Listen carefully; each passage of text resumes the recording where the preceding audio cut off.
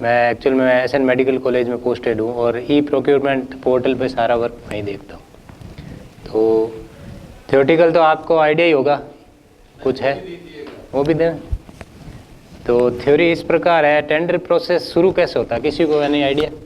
थोड़ा इंटरेक्टिव हो जाए क्लास, बात करेंगे तो बोर नहीं होंगे आप भी।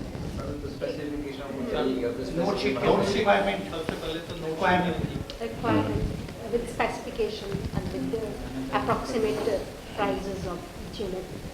Then दो तरीके से ओपन टेंडर होता है और लिमिटेड टेंडर होता है। फिर ओपन टेंडर पे एक्चुअली मेरे लैब के लिए खरीदे गए थे सिस्टम, इससे मुझे ध्यान है, जेम के थ्रू खरीदे थे। अच्छा, आपके सैंक्शन सेंट्रल गवर्नमेंट से आई थी या स्टेट गवर्नमेंट से? स्टेट ही देता है। नहीं, कई बार सैंक्शन सेंट्रल गवर्नमेंट से भी आती है, मेडिकल में तो स्पेशली। कुछ ऐसी लैब्स होती है जो सेंट्रलाइज मॉनिटर होती है, तो उन पे सारे स्पेसिफिकेशन और जो भी डिमांड, जो भी वित्तीय स्वीकृतियाँ वगैरह है वो सारी सेंट्रल से आती है। तो वहाँ स्पेशली वो मेंशन करते हैं कि आपको ये आइटम पर्टिकुलर जैम पोर्टल से ही परचेज़ करने, तो उनको अपन जैम के अलावा किसी और पोर्टल पे परचेज़ नहीं कर सकते। मैं मेनली आपको 3 पोर्टल के बारे में बताना चाहूँगा। सबसे पहला पोर्टल होता है e-proc@, जो भी अपने राजस्थान का पोर्टल है। 2 स्टेट गवर्नमेंट के पोर्टल है, एक ई प्रोक्योरमेंट और एक SPPP, state public procurement portal SPPP। मैं पहले आपको थोड़ा सा ब्रीफली इसका थ्योरी सेक्शन समझाऊंगा, उसके बाद अपन प्रैक्टिकल पर चलेंगे, क्योंकि थ्योरी तो सारी किताबों में भी आ जाएगा, पर प्रैक्टिकल जो अपन चीज़ देखेंगे ना उसी से अपन सीख पाएंगे। तो मैं पूरा सेशन प्रैक्टिकल पे लूँगा। पहले थोड़ा सा ब्रीफली मैं आपको थ्योरेटिकल पोर्शन समझा देता हूँ इसका, कि थ्योरी में क्या होगा। तो मेनली 3 पोर्टल अपने पास है। पहला पोर्टल ई प्रोक्योरमेंट पोर्टल, और सेकंड पोर्टल SPPP पोर्टल, और थर्ड पोर्टल जो होगा वो अपना GeM portal. GeM portal central government का पोर्टल है, और जो फर्स्ट 2 पोर्टल्स मैंने आपको बोले वो स्टेट गवर्नमेंट के पोर्टल्स। ई प्रोक पे सारा टेंडर रिलेटेड जो एक्चुअल टास्क होता है वो डन ई प्रोक्योरमेंट पोर्टल, जो ई प्रोक पोर्टल है eproc.rajasthan.gov.in है, उसके ऊपर अपने सारा जो मेन टेंडर का काम, टेंडर अपलोड से लेकर के परचेज ऑर्डर तक, वो सारा का सारा काम अपने ई प्रोक पोर्टल पर होता है।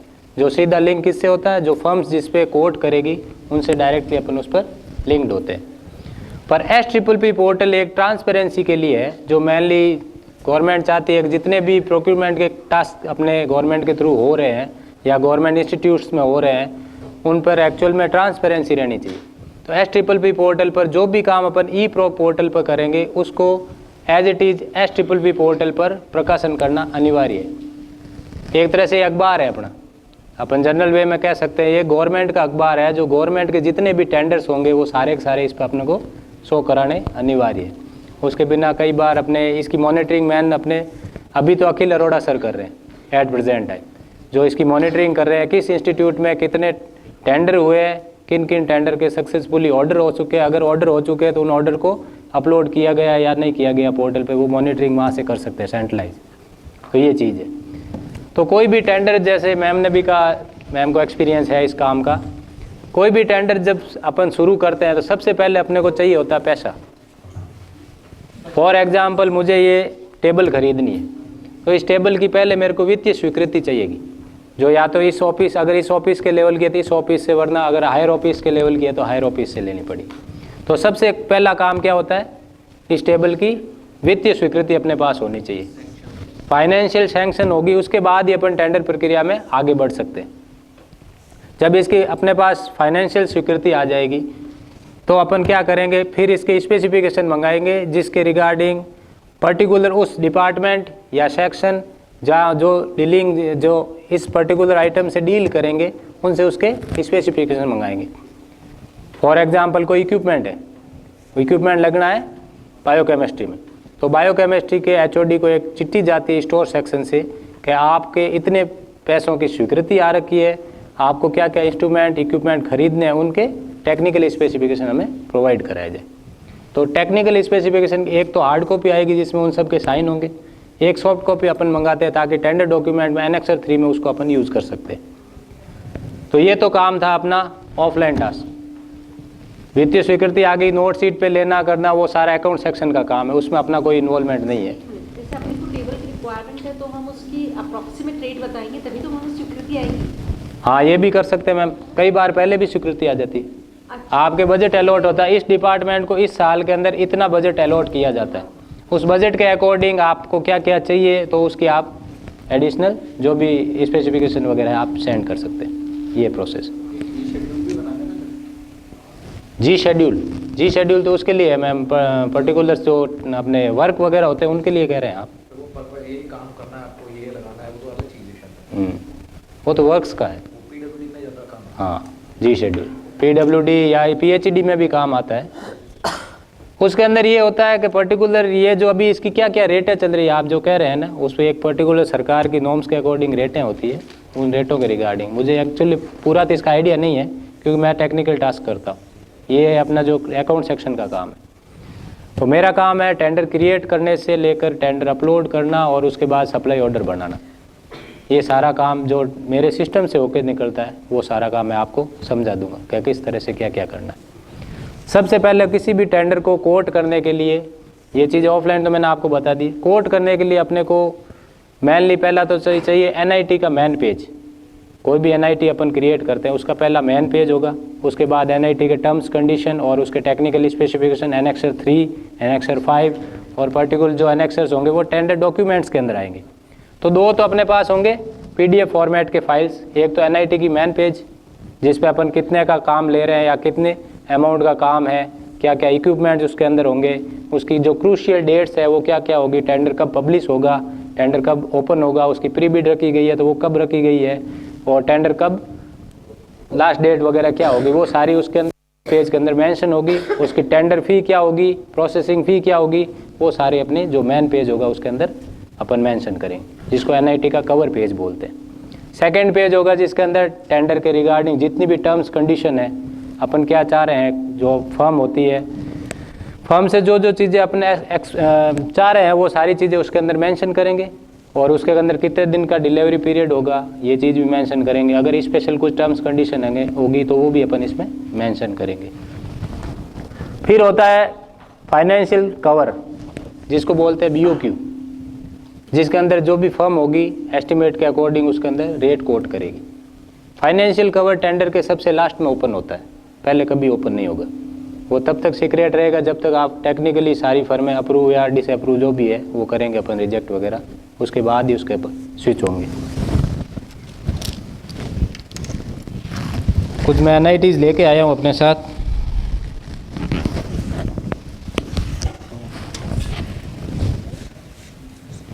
भी डाल दोनों ही लगा। ये आपकी वेबसाइट है। अब इस पे कुछ अपने को सॉफ्टवेयर रिक्वायर्ड होते हैं जब आप फर्स्ट टाइम किसी सिस्टम में करते हैं काम। एक तो आपके जावा JRD ये आपको इंस्टॉल करानी पड़ेगी JRE।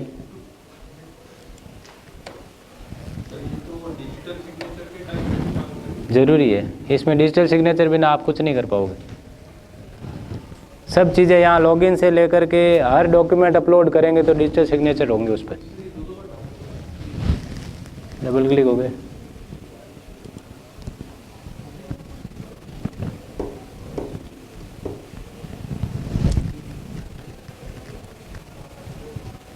और DSC के केस के अंदर जो अभी नए जैसे ब्राउज़र अपडेट हो गए उसके अंदर DSC सपोर्ट ही नहीं करता।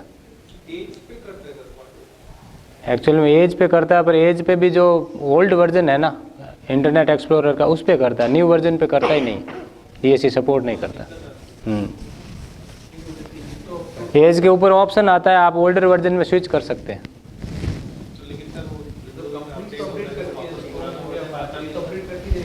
पर ये DSC सपोर्ट नहीं करता। अभी करा नहीं है, अब करेगी तब देखेंगे। कंपनी के सॉफ्टवेयर पे करना, इतना करते नहीं है वो, क्योंकि ये तो इंटरनेशनल लेवल पे अपडेट होता है और ये तो DSC वगैरह तो अपने छोटी छोटी फर्म है वो करती है, 2000 रुपये लेके DSC बना के देती है।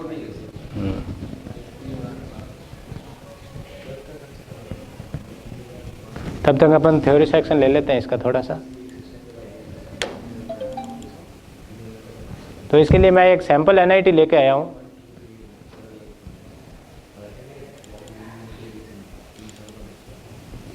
ये NIT कंप्लीट हो चुकी है और ये ऑनगोइंग है। 2 NITs लेके आया हूँ मैं। जैसे मैंने बोला था सबसे पहले अपने को क्या रिक्वायर्ड होंगे, NIT का कवर पेज, जिसका टेम्पलेट कुछ इस प्रकार का होगा, देख लीजिए आप सब। इस तरह का टेम्पलेट होता है। नहीं बनाना पड़ता है, आपके इंस्टीट्यूट के अकॉर्डिंग आप बनाएंगे। हमारे जैसे हम काम में लेते तो हम बना रखे हैं। हमारे जैसे आपका इंस्टीट्यूट होगा तो यहाँ सबसे ऊपर तो हेडर वगैरह होता ही है सबके, जैसे लेटर हेड पे होता है सेम एज इट इज़ होगा। फिर यहाँ ई टेंडर नोटिस नंबर जो भी है और फाइनेंशियल ईयर, फिर उसकी डिटेल क्या काम है वो डिटेल यहाँ मेंशन हो जाएगी। एक DNA फिंगरप्रिंट लैब है जिसके इक्विपमेंट खरीदने हैं MG हॉस्पिटल के लिए, महात्मा गांधी हॉस्पिटल के लिए। अब ये क्रूशियल डेट्स होती है। Schedule of dates is as follows. अब सबसे पहली डेट क्या होती है? Publish date. अब पब्लिश डेट क्या रखी है इसकी? जैसे 6/9/2022 शाम को 5 बजे, तो एग्जैक्ट शाम को 5 बजे ये पब्लिश होगा और पब्लिक डोमेन पे ये रिफ्लेक्ट होगा और दिखना शुरू होगा। उससे पहले अपन इसको पूरा टेंडर ई-प्रॉक पे क्रिएट करके रख देंगे तो भी ये उस टाइम ड्यूरेशन से पहले कभी नहीं होगा पब्लिश। उस टाइम पर एग्जैक्ट सेकंड टू सेकंड उस टाइम ही पब्लिश होता है। टाइम वो अपना आप सेट हो जाएगा। जब अपन ऑनलाइन करेंगे टेंडर, अभी मैं दिखा दूंगा आपको करके, उस टाइम अपना आप ही वो सेट हो जाएगा। फिर डॉक्यूमेंट डाउनलोड स्टार्ट डेट, जो फर्म है वो डॉक्यूमेंट को कब डाउनलोड कर सकती है, तो वो एक्चुअली सब सेम डेट ही होती है हमेशा, पब्लिश डेट और ये लगभग सेम ही रहती है हर बार। प्री बिड मीटिंग डेट, कोई भी टेंडर होता है उसके अंदर टेक्निकल स्पेसिफिकेशन टेक्निकल कमेटी द्वारा बनाए जाएंगे। उसके बाद फर्म जब उनको देखेगी टेक्निकल स्पेसिफिकेशन, तो time to time technical specification क्या होते हैं? अपडेट होते रहते हैं। पर जो टेक्निकल कमिटीज़ होती है कई बार उसको अपडेट नहीं कर पाती है, तो फर्म्स क्या करती है? सजेशंस देती है। फर्म वापस आकर के क्या करेगी? सजेशन देगी कि ये जो मॉडल है वो अब इस अकॉर्डिंग आने लग गया, तो इसके जो रिवाइज स्पेसिफिकेशन है इस प्रकार के हैं। तो फर्म के सजेशन वापस जाएंगे टेक्निकल कमेटी के पास। टेक्निकल कमेटी उस पर डिसीजन लेगी, उसको एक्सेप्ट करना या रिजेक्ट करना। अगर एक्सेप्ट किया जाता है तो वापस उसके प्री बिड जो अपने पास आएंगे उसके मीटिंग मिनट्स, उस मीटिंग मिनट्स को वापस पोर्टल पे अपने को अपलोड करना होता है। और मीटिंग मिनट्स अपलोड करने के बाद कम से कम 5 दिन अपने को फर्म को देने होते हैं, जिससे फर्म उस टेंडर को रिवाइज स्पेसिफिकेशन अकॉर्डिंग कोट कर सके टेंडर। ये चीज़ भी आप ध्यान रखना, ये की पॉइंट्स है छोटे छोटे। फिर 4th नंबर अपने है बिड सबमिशन स्टार्ट डेट। हो सकता है ये प्री बिड से पहले भी कर सकते हैं और बाद में भी कर सकते हैं, क्योंकि अमूमन जो फर्म्स होती है वो करीब लास्ट डेट होती है उस टाइम ही वो कोट करती है टेंडर, पहले नहीं करती, क्योंकि प्री बिड रखी गई है, कुछ अमेंडमेंट हो सकते हैं, तो उनके पास जो इक्विपमेंट है वो रिवाइज्ड अमेंडमेंट के अकॉर्डिंग है या नहीं है वो भी उनको डिसाइड करना होता है। तो ये प्री बिड के बाद में भी रख सकते हैं, या फिर पब्लिश डेट को भी अपन रख सकते हैं, सेम चीज़। सबमिशन उस दिन भी आप स्टार्ट कर सकते हैं। फिर होता है बिड सबमिशन एंड डेट। ये डिपेंड करता है आपका आइटम कितने अमाउंट का है। अगर ज़्यादा अमाउंट का है तो ज़्यादा दिन देने पड़ते हैं, वो RSR नियम है, जो भी अपने RTTP रूल्स है उसके अकॉर्डिंग अपने को डिसाइड करना होता है, जो अकाउंट सेक्शन का काम है। ये डेट्स भी वैसे अकाउंट सेक्शन ही फाइनलाइज करता है। फिर होता है financial bid opening, technical bid opening date. ये अमूमन एक दिन आगे ही देते हैं, उसकी नेक्स्ट वर्किंग डे ही होती है। तो उस दिन अपन टेक्निकल बिड ओपन करेंगे, जितनी फर्म ने कोटेड किया है उन सब के डॉक्यूमेंट डाउनलोड करेंगे, उनके प्रिंट निकलेंगे और प्रिंट फिर जाएंगे वापस किसके पास? टेक्निकल कमिटीज़ के पास, कि आपने जो स्पेसिफिकेशन मांगे उसके अकॉर्डिंग फर्म्स ने दिए है कि नहीं दिए। जो फर्म का पूरा जो ब्रोशर वगैरह होगा वो सारा आपको शो करा देंगे। फिर फाइनेंशियल बिड ओपनिंग डेट मैंने कहा सबसे लास्ट में होती है, जब टेक्निकल रिपोर्ट अपने पास आएगी, टेक्निकल रिपोर्ट अपन अपलोड करेंगे, उसके बाद ही फाइनेंशियल खोलने की डेट डिसाइड की जाती है। अमूमन ये 48 आवर्स देते हैं।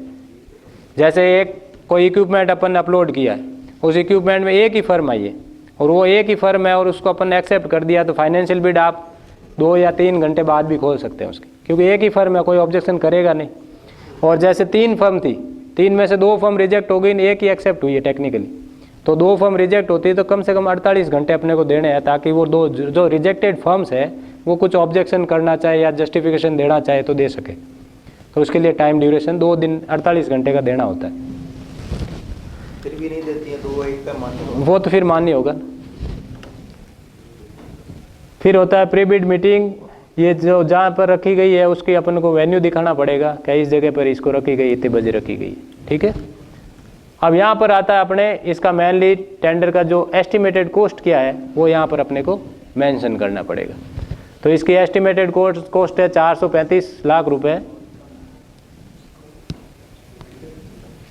और उसके बाद ये वाला सेक्शन होता है जिसके अंदर अपन क्या लिखते हैं, टेंडर फ़ी और प्रोसेसिंग फ़ी सेक्शन होता है। जब भी कोई फर्म टेंडर कोट करेगी तो दो तरह की उसको फ़ी देनी पड़ेगी, और एक और अमाउंट होता है जिसको अपन EMD बोलते हैं, अर्नेस्ट मनी डिपॉजिट, जो एस्टिमेटेड कॉस्ट का 2% होता है। तो वो भी उसको DD या E-ग्रास उसके फॉर्म में अपने को देना होता है। और अगर फर्म चाहे तो इस अमाउंट को जब उसको वर्क ऑर्डर हो जाए उसको अलॉट, तो इस अमाउंट को वो सिक्योरिटी डिपॉजिट में कन्वर्ट करा सकता है, जो अपने 2.5% होती है।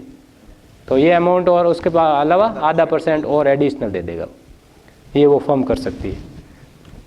उसके बाद जो ये अपन को rate should quoted in Indian rupees. अगर मल्टी करेंसी कोई है, जैसे कोई बड़े प्रोजेक्ट्स होते हैं, टर्न की वगैरह प्रोजेक्ट हो तो उसमें मल्टी करेंसी होती है, तो उसके अंदर अपने को यहाँ पर जो करेंसी वहाँ मेंशन करनी है कि इस करेंसी के अंदर आपके आवेदन हम स्वीकार कर सकते हैं, वो सारी यहाँ पर मेंशन करनी पड़ेगी।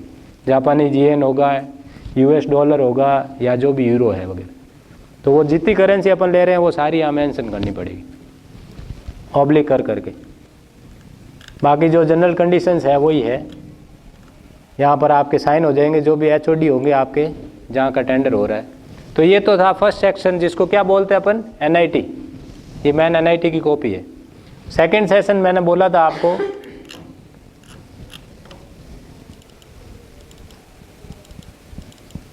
Tender document. ये होते हैं tender document, bid document form बोलते हैं इनको। इस तरह के टेंडर डॉक्यूमेंट होंगे। NIT नंबर जो वहाँ पर है वो सेम यहाँ पर डालना पड़ेगा, जितनी फीस वहाँ पर ली गई है वो यहाँ पर भी मेंशन करनी पड़ेगी, और जिस चीज़ फॉर्म में आती है उसको भी मेंशन करना पड़ेगा। ई चालान या जो भी डिमांड ड्राफ्ट वगैरह है जो सारे डाल सकते हैं। ये सारे GNT जो फाइनेंस है उसकी वेबसाइट के रूल्स है, RTPP रूल्स होते हैं इसके। जो रेगुलर अपडेट्स होते हैं वो अपन को यहाँ मेंशन करने पड़ते हैं। टेंडर के रिगार्डिंग अपडेट्स आते रहते हैं। कई बार पहले बीच में अपडेट, जब कोरोना टाइम था उस टाइम तो अपडेट था कि सिर्फ वो डिमांड ड्राफ्ट DD की जगह वो सिर्फ बैंक गारंटी दे सकते थे, वो भी था ऑप्शन, वो भी। और उसके अलावा भी जो ये रेट होती है EMD की जो रेट होती है 2% के बीच में 0.5% ही करी थी। जब ये कोरोना काल आया था तब सरकार ने एक GNT के अंतर्गत ऑर्डर पास किया था, जिसके अंदर 2021 मार्च तक जो EMD थी वो 0.5% ही लेनी है फर्म से। बाद में वापस रिवाइज होकर ये 2% हो गई, जो शुरू से चली आ रही। MSME को छूट है, 0.5% है, वो तो रूल्स है सारे। MSME की छूट वाला सेक्शन उसमें काम आएगा आपके जैम में।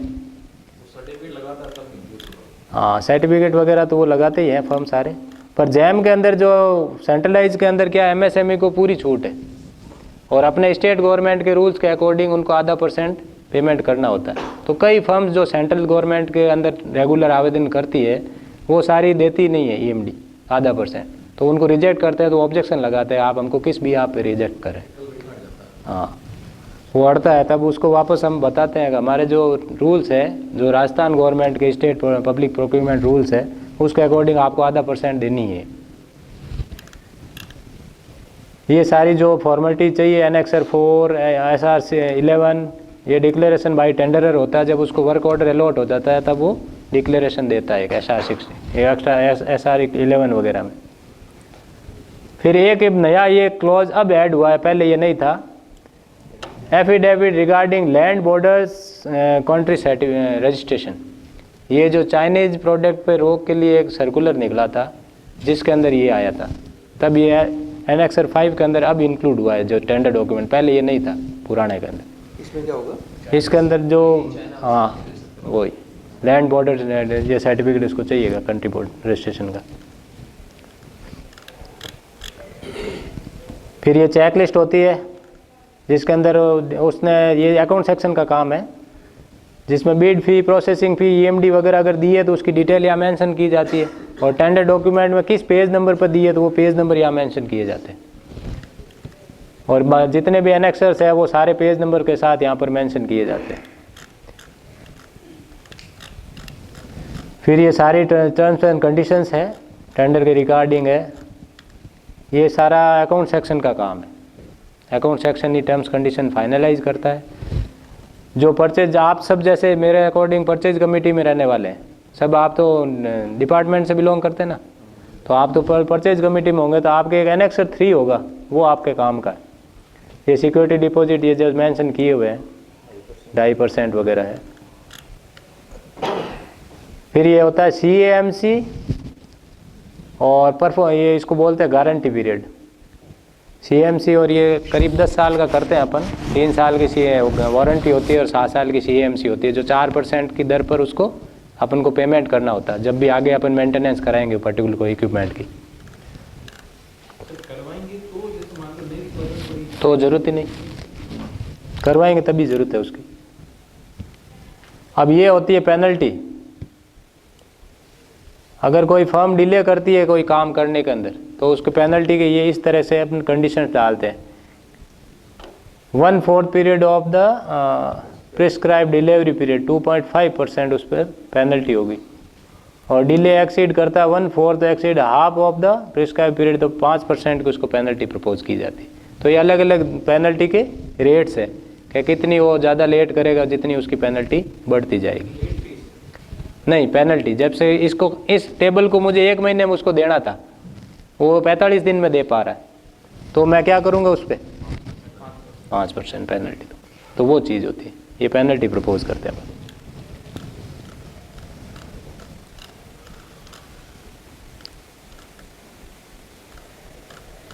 फिर एक यहाँ पर आएगा आपके सप्लाई पीरियड का भी आता है। ये स्पेशल टर्म्स एंड कंडीशंस होती है, जिसके अंदर ये देखिए स्पेशल लिखा हुआ आता है। इसके अकॉर्डिंग कई फर्में रिजेक्ट हो जाती है। फर्म ने क्या किया, ई-ग्रास से चालान तो कटा दिया, पर उस चालान की कॉपी को स्कैन करके टेंडर डॉक्यूमेंट के साथ अपलोड किया ही नहीं, तो अपन इस भी आप है उसको क्या कर सकते हैं, रिजेक्ट कर सकते हैं। वो टेक्निकली रिजेक्ट हो जाएगी वहीं पर।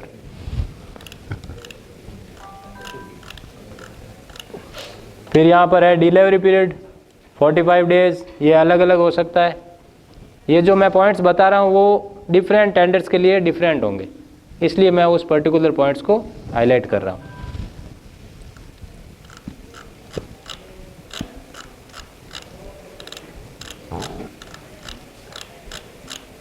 अब ये आपका काम का है।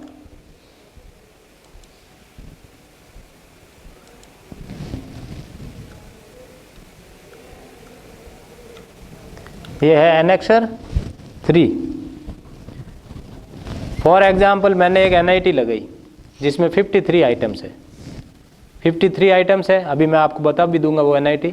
अब 53 आइटम्स के एनेक्सर 3 जो क्या होता है, मैंने लिया मेंशन किया मैंने, ये टेक्निकल स्पेसिफिकेशंस होते हैं। तो हर आइटम के लिए टेक्निकल स्पेसिफिकेशन डिफरेंट होंगे, वेरी करेंगे, पर टेंडर डॉक्यूमेंट के जो अदर कंडीशंस जितनी भी है वो तो सेम सिमिलर रहने वाली है। तो अपन क्या करते हैं, जो फर्स्ट वाले 7 जिसमें इसमें 17 पेजेज है, तो फर्स्ट 17 पेजेज का एक पार्ट बना देंगे, और ये एनेक्सर 3 जो ब्लैंक है इस पे साइन तो कराएंगे। जब टेंडर डॉक्यूमेंट बनाएंगे तो हर डॉक्यूमेंट पे साइन होते हैं अपने HOD के, ठीक है। तो इस जगह अपन डिफरेंट आइटम्स के लिए एनेक्सर 3 क्या करेंगे, डिफरेंट डाल के मर्ज कर देंगे उसको, मर्ज करके फिर एक स्पेसिफिकेशन यूज कर रहे बार-बार। स्पेसिफिकेशन यूज कर रहे, टेक्निकल, ये वो टेक्निकल आइटम के लिए लिखा गया है या फिर सभी आइटम के टेक्निकल स्पेसिफिकेशन तो होते हैं। जैसे फर्नीचर हुआ है, हम तो मेडिकल इक्विपमेंट्स काम में लेते हैं, तो उसमें सबके अंदर टेक्निकल इक्विपमेंट्स के लिए टेक्निकल स्पेसिफिकेशन होंगे। आप फर्नीचर के लिए कह रहे हो तो फर्नीचर के स्पेसिफिकेशन हो सकते हैं, सिर्फ जनरल स्पेसिफिकेशन आप काम में ले सकते हैं। वो टर्म है, वो डिफरेंट जो कैटेगरी के आइटम्स होंगे उनके लिए डिफरेंट ही होगी, ठीक है। ये हर आइटम के लिए अलग होगा, और जब टेंडर डॉक्यूमेंट अपन क्रिएट करेंगे तो इसको वेरी करेंगे तो चेंज होता रहेगा, तो अपन इसको भी चेंज कर देंगे उसके साथ। बाकी एनेक्सर 4, ये जो लैंड बॉर्डर सर्टिफिकेट है, मैंने आपको कहा था अभी नया ऐड हुआ है, तो इस तरह से इसको 100 रुपये के स्टाम्प के ऊपर देना होता है। किस जगह से लेना है वो सा ये रहे ना रूल्स, इसको पढ़ना पड़ेगा फॉर्म को, इसमें मेंशन कर दिया। तो इसमें मेंशन कर दिया, इसके अंदर जो जो कंडीशंस है वो सारी उसको फॉलो करनी पड़ेगी। ये रहे अपने GNT के रूल्स है, FNT FD GNT SP FC 2017, ये सर्कुलर आए हुए, 1, 2 और 3 सर्कुलर आए हुए, इन तीनों को फॉलो करना पड़ेगा। इन तीनों सर्कुलर में स्पेशली मेंशनड है, GNT की साइट पे जाकर के अपन ये डाउनलोड कर सकते हैं कभी भी, तो वहाँ पर जो जो इसमें कंडीशंस है वो सारी आप वहाँ से क्रॉस टैली कर सकते हैं। फिर एक यहाँ सबसे इम्पोर्टेंट चीज़ और आ रही है जो आपके बहुत काम आने वाली है, ये चीज़ annexure C, grievance redressal during procurement process. Appeal एक टर्म होती है, बहुत काम की चीज़ है। मतलब लीगली कोई उसके ऊपर क्लॉज लगा दे, कोई आपने टेंडर डाला, फर्म ने क्या कर दिया, एक अपील कर दी, उसकी रिजेक्ट होगी टेंडर के अंदर। टेंडर डाला उसने और उसको टेक्निकली रिजेक्ट कर दिया, किसी कारणवश किया होगा, तो वो क्या करता है, सीधा कोर्ट के पास चला जाता है, मुझे किस्त भी आप इन्होंने रिजेक्ट कर दिया, तो एक अपील करता है। तो अपीलिंग अथॉरिटी आपको हमेशा प्रॉपर रखनी पड़ेगी और सही रखनी पड़ेगी। जैसे हम हाँ जी जाते हैं, आके पता लगाते नहीं है ना। जो बड़ी फर्म्स होती है वो सीधा कोर्ट के पास जाती है ताकि उनको ज़्यादा टाइम मिल जाए, या फिर वो चाहेंगे टेंडर को निरस्त करवा दें ताकि वो वापस दोबारा उसके अंदर क्या कर सके, पार्टिसिपेट कर सके। अब जैसे 4 करोड़ का अमाउंट है, तो 4 करोड़ के अमाउंट में जब फर्म कोई टेक्निकली रिजेक्ट की जाती है, उसको पता मैं रिजेक्ट तो हो चुका हूँ, तो वो क्या कोशिश करेगा, उस टेंडर को कैसे ही करके क्या करे, निरस्त करवा दे, ताकि दोबारा जब वापस टेंडर होगा तो वो उसके अंदर और क्या करेगा, पार्टिसिपेट कर सके। ये सिर्फ अपनी कमाई के पर्पज़ से ऐसा करते हैं। छोटे आइटम में कोई अपील नहीं करता क्योंकि इसकी भी चार्जेस लगते हैं, उसको वकील भी हायर करना पड़ेगा, उसको यहाँ पर जो फर्स्ट अपीलेंट होते हैं, जो हमारे जैसे कौन है, एडिशनल डायरेक्टर है, directorate of medical education Jaipur में बैठते हैं, तो उनको एक फ़ीस जमा करानी होती है उसको अपील की। जब वो अपील करता है तो उसकी एक फ़ीस होती है जो पर्टिकुलर नॉर्म्स के अकॉर्डिंग वो उसको सबमिट करानी पड़ेगी। तो एक चीज़ ये जो एड्रेस कर रहे हैं अपन, फर्स्ट अपीलेंट और सेकंड अपीलेंट, ये आपके प्रॉपर होने चाहिए, क्योंकि जो फीस की डीडी बनेगी वो इनके नाम के अकॉर्डिंग बनेगी। तो अगर आपने टेंडर डॉक्यूमेंट के अंदर फर्स्ट अपीलेंट और सेकंड अपीलेंट रॉन्ग एंटर कर दिया है तो उसकी डीडी खराब हो जाएगी। तो ये आपको आपके जो हायर ऑफिसेज है उनसे पता करके उनसे पता करके यहाँ पर आपको एंटर करना है कि आपकी फर्स्ट अपीलेंट अथॉरिटी कौन है, सेकंड कौन है। उनके बाकायदा ऑर्डर निकले होते हैं आपके डिपार्टमेंट से कि आपकी जो टेंडर की प्रक्रिया या जो भी प्रक्रिया होगी उसके अंदर फर्स्ट अपीलेंट ये होंगे और सेकंड अपीलेंट ये होंगे। सर जैसे कुछ आइटम्स है जिनकी मतलब कंपनी मतलब स्पेसिफिक, जैसे चाइना की है, हाँ। डीलिंग है ना, बेस्ट है मतलब नेटवर्क। पहली चीज़ तो आप कोई भी टेंडर कोट करते हैं तो टेंडर के टेक्निकल स्पेसिफिकेशन में कहीं भी ब्रांड का नाम नहीं आना चाहिए। जैसे मेक दे देना, 3 कंपनीज का मेक, आप मेक दे ही नहीं सकते। नहीं हमने मेक नहीं दिया, हमने स्पेसिफिकेशन दी थी। उसने रियलमी का मोबाइल दिया, अब वो उसका ओरिजिन चाइना का है, उस केस में क्या होगा सर, हम तो स्पेसिफिकेशन को वेरीफाई कर रहे हैं और रेट उसकी कम है। हाँ, वो तो आपको डिसाइड करना पड़ेगा, अकाउंट सेक्शन से पूछना पड़ेगा, वो अकाउंट सेक्शन का काम होगा, वही डिसाइड करेंगे इसके क्या इसको लेना है या नहीं लेना। स्पेसिफिकेशन है मेनली, हमने मेक नहीं दिया, हमारे पास स्पेसिफिकेशन आ रही है और उसकी बिड भी सबसे कम है।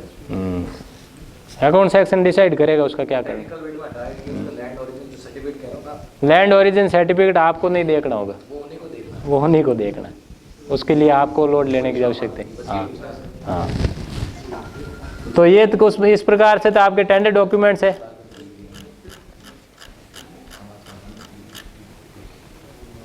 अब 2 सेक्शन अपने कंप्लीट हो चुके हैं। कौन से हुए? NIT और टेंडर डॉक्यूमेंट, मतलब अपना आधा काम हो गया।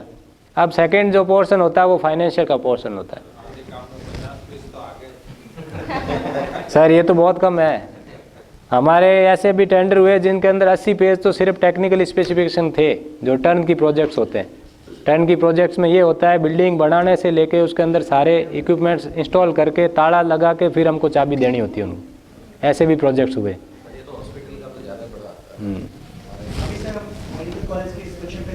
हाँ, जो सप्लाई होने के बाद भले ही हो ना मेक, आप जब टेंडर कोट करें उस टाइम आप मेक मॉडल नहीं मेंशन कर सकते। स्पेसिफिकेशन दिए गए थे, हाँ हाँ, उनमें भी वो मेक लिखा हुआ था। तो गलत है, लिखा हो तो ऑब्जेक्शन आएगा उसमें। उसके आगे स्लैश करके इक्विवेलेंट लिख सकते हैं। पानी मेडिकल कॉलेज और सिनो मेडिकल कॉलेज, अभी वो नए हैं कॉलेजेस, नए कॉलेजेस है तब वो। हाँ, वहाँ मेक मेंशन कर रहे हैं वो। जैसे हमें रियलमी का चाहिए तो रियलमी की स्पेसिफिकेशन फैक्टर्स में डाल रियली नो हाँ, रियल में कोड नहीं करना। आप नए स्पेसिफिकेशन में कहीं कोड कर सकते हैं, नहीं आप उसके मॉडल में कोड कर सकते हैं।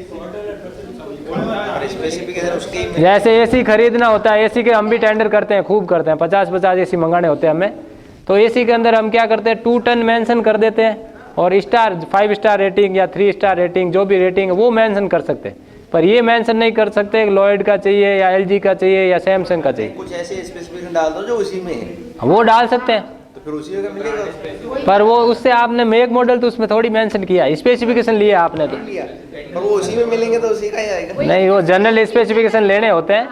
अगर देखा जाए तो जो अगर ट्रांसपेरेंसी से काम करें और बिना कोई पक्षपात के करें तो जनरल स्पेसिफिकेशन लेने होते हैं। हाँ ये है। आज का टेंडर हुआ था हमारे, उन्होंने 3 मॉडल दे दिए थे टीवी के, सैमसंग, सोनी और LG। अच्छा, बाद में अकाउंटेंट उसको इक्विवेलेंट अलग कराया, बाद में इक्विवेलेंट और लिखवा, क्या वैसे 3 में हाँ हो सकता है, बिल्कुल। इक्विवेलेंट का मतलब हाँ प्रेफरेबल है, पर इक्विवेलेंट आप कोई कम आएगा तो आपको चलेगा, लेना पड़ेगा।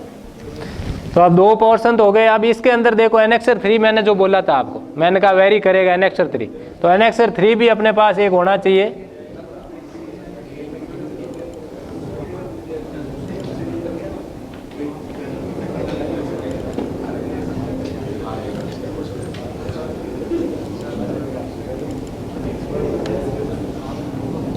एनेक्सर 3 कुछ इस प्रकार का होगा जिसके अंदर सारे के सारे उसके जितने भी चीज़ें हैं सारी मेंशन हो रखी है।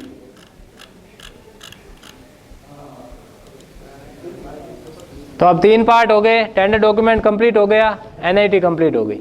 अब तीसरा पार्ट अपन कहाँ चल रहे हैं, एनेक्सर 3 को भी मैंने पार्ट में कंसिडर किया है, तब बता रहा हूँ, ठीक है। अब अपन चलते हैं फाइनेंशियल चीज़ जो है।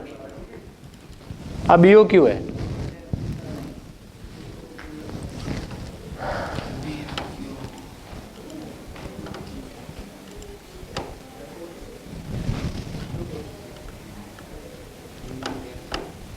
ये होती है BOQ।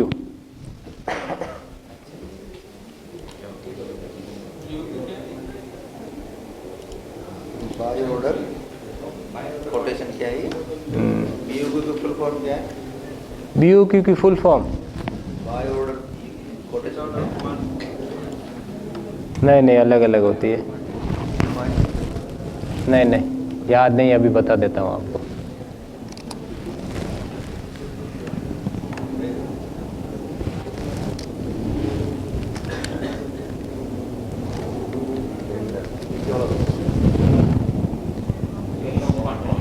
बिल ऑफ क्वांटिटीज, ठीक है, ये BOQ की फुल फॉर्म होती है। अब देखिए जी BOQ में क्या क्या मेंशन होता है, टेंडर इन्वाइटिंग अथॉरिटी, ठीक है, कौन इनवाइट कर रहा है, नेम ऑफ वर्क्स क्या काम है, DNA फिंगरप्रिंट लैब है, जो भी कुछ काम है, फिर कॉन्ट्रैक्ट नंबर NIT का क्या नंबर है वो सेम यहाँ पर भी होना चाहिए, 13 है तो यहाँ भी 13, 14 होते 14। फिर अपन यहाँ पर ये पूरी डिटेल डालते हैं इसकी। अब नीचे नोट पढ़िए आप, Firm should also quote the rates of all equipment separately as per Annexure 3 in supplementary sheet / additional financial document in PDF format file। ये चीज़ मैं अभी आपको बताऊंगा कैसे क्या करना है। तो क्या कह रहे हैं अपन को, फर्म जो DNA फिंगरप्रिंट लैब है उसके अंदर जितने भी प्रकार के इक्विपमेंट्स यूज आएंगे उनकी सेपरेटली रेट भी अपन को फर्म द्वारा लेनी है। यहाँ तो एक कंबाइन रेट आएगी, कुछ इस प्रकार आएगी सर, ये टोटल अमाउंट एस्टिमेटेड कॉस्ट यहाँ पर लिख दिया है, यहाँ वो रेट भरेगा। जो ये ब्लू वाले जो कॉलम है उसी के अंदर अपन कुछ एडिट कर सकते हैं। अदर ये पूरी जो सीट होती है वो लॉक्ड होती है, इस सीट में कोई भी अदर अपन एक्टिविटी में छेड़छाड़ नहीं कर सकते, किसी भी कॉलम में किसी भी रो में। जो ये ब्लू वाले जो बॉक्स है उसके अंदर फर्म ही अपना सिर्फ यहाँ नाम डालेगी ऊपर, और नीचे यहाँ पर क्या डालेगी, वो रेट डालेगी, और अगर GST है तो वो GST यहाँ मेंशन करेगी, और इसके बाद ये कंपाइल हो जाएगी। जैसे यहाँ मैं 10 रुपये डाल रहा हूँ और 1 रुपये GST डाल रहे हैं इसकी,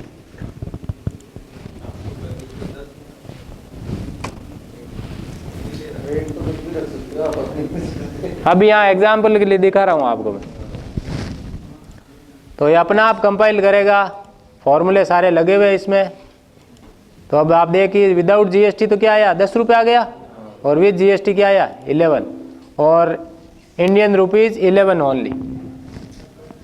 ये अपना आप ही कंपाइल होके आता है। और ये जो BOQ के टेम्पलेट्स है ये अपने को सबको वेबसाइट पे मिलेंगे। अभी मैं बता दूंगा कहाँ किस तरह के BOQ के टेम्पलेट्स अपने को अवेलेबल है।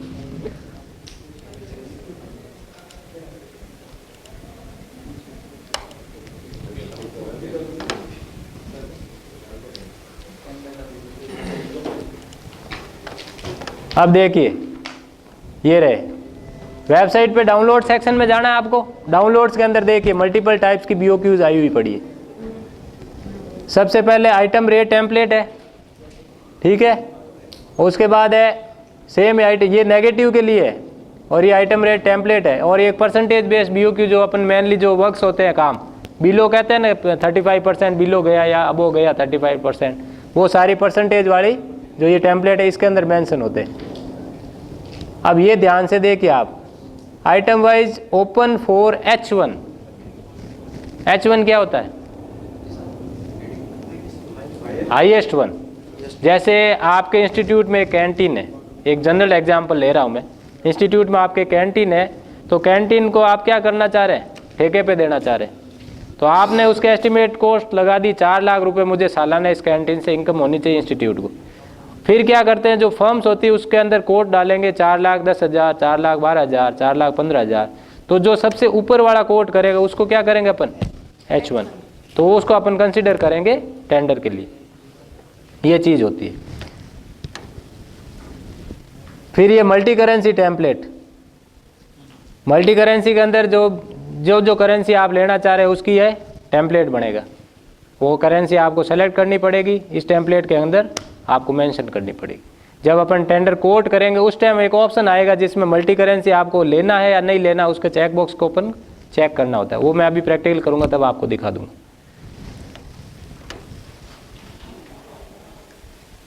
तो ये मेनली अपने पास टेम्पलेट्स आ गए।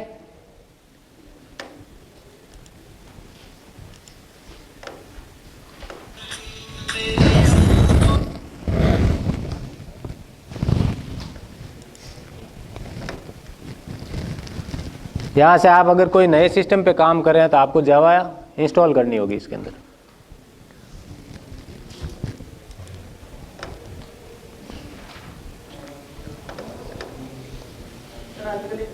जीएसटी दे रहे हैं, जीएसटी मिलेगी नहीं मिलेगी, वो क्या है? जीएसटी दे रहे हैं, काम होते हैं ना, जीएसटी देगी गवर्नमेंट देगी। गवर्नमेंट से तो वो वापस अगर चाहे तो रिटर्न ले सकते हैं, देनी तो पड़ती है उनको। हाँ, जीएसटी रिटर्न फाइल कर देगा वो।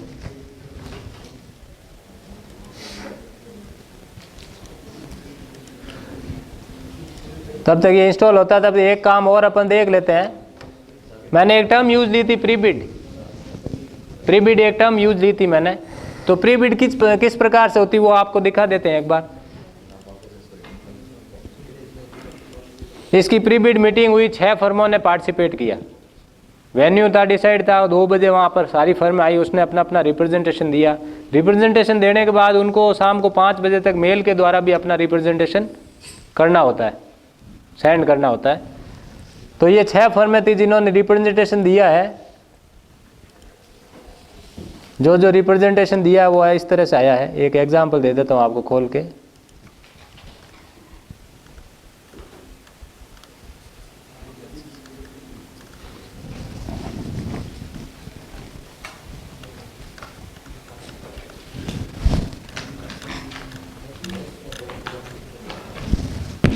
Currently DNA profile processing using capillary electrophoresis technology, ये डे 1 है। और एडवांस DNA प्रोफाइल यूजिंग, ये चीज़ें सारी वो फर्म क्या कर रही है, सजेशंस दे रही है। पहले ये चलता था, अब ये चल रहा है, वो कह रही है फर्म सारी। तो जो भी फर्म के सजेशन है कुछ इस प्रकार से अपने पास आएंगे। ये फर्म के ओरिजिनल सजेशंस थे। अब क्या करेंगे, ये जो सजेशन आए हैं इनको अपन किन को भेजेंगे? टेक्निकल कमेटी, जो भी HODs वगैरह है उनको अपन फर्म के सजेशंस प्रिंट निकालेंगे और एज इट इज़ भेज देंगे उनको। फिर एक परफॉर्मा होता है।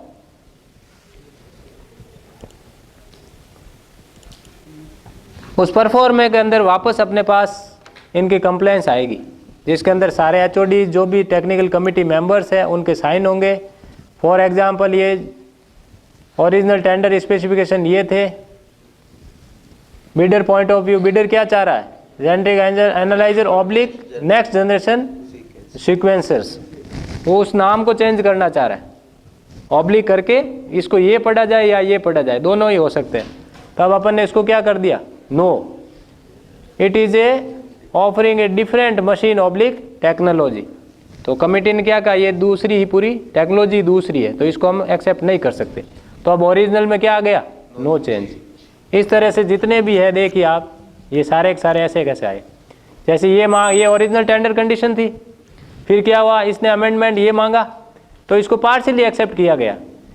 एक्सेप्ट मतलब तो जो फर्म चाह रही as it is word to word अपन उसको क्या कर रहे हैं, एक्सेप्ट कर रहे हैं। और पार्शियली एक्सेप्टेड मीन्स अपन उसके अंदर कुछ और एडिशनल मॉडिफिकेशन कर रहे हैं, तो ये मेंशन हो जाएगा। High speed checking of sample in 2 ml tubes oblique 15 ml jar oblique 15 ml jar 50 ml jar, तो इसको एज इट इज लिया है, तो ये एज इट इज उधर मेंशन कर दिया। अब एक चीज़ आपको ध्यान रखनी है, अब इसको क्लोज कर रहा हूँ मैं। प्रीबिड अमेंडमेंट्स अपने पास आ गए, प्रीबिड मीटिंग हुई, जब ये अमेंडमेंट वापस टेक्निकल कमेटी से अपने पास आएंगे विद साइन होकर के, तो अपन इनको वापस क्या साइट पे अपलोड करेंगे। हाँ, साइट पे अपलोड होते हैं, अपलोड होंगे, वहाँ से फर्म्स क्या उसको देख पाएगी और उसके अकॉर्डिंग वापस टेंडर कोट करेगी। तो उनको 5 या 7 दिन अपने को देना होता है, बड़ा अमाउंट है तब तो, या टेंडर स्पेसिफिक इतने बड़े हैं तो 5-7 दिन तो देने पड़ेंगे कोट करने के लिए। अब देखिए, अब एक चीज़ आपको ये ध्यान देनी है, इसके बाद का सेक्शन है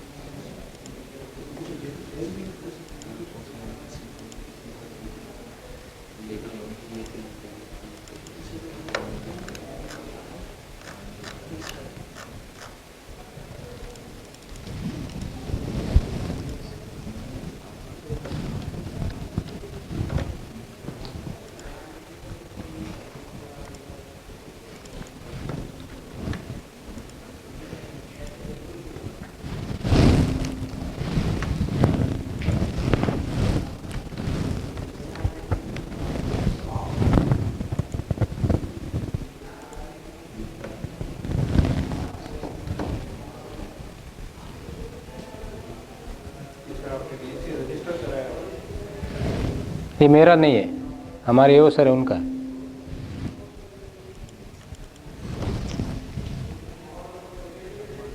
अब यहाँ पर ये जावा को सपोर्ट ही नहीं कर रहा है।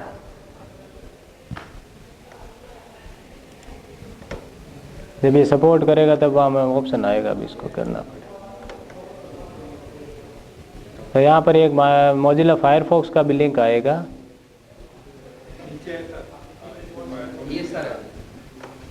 इसको डाउनलोड करके देखते हैं एक बार।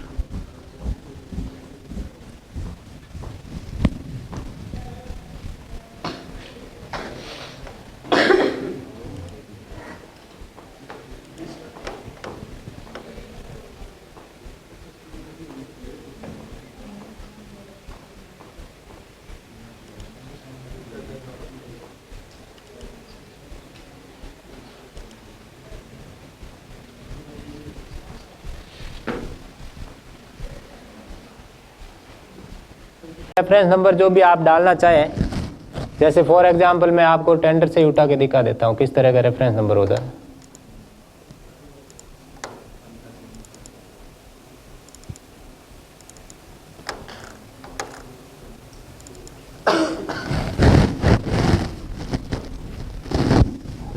ये एक टेंडर है, 53 आइटम्स है।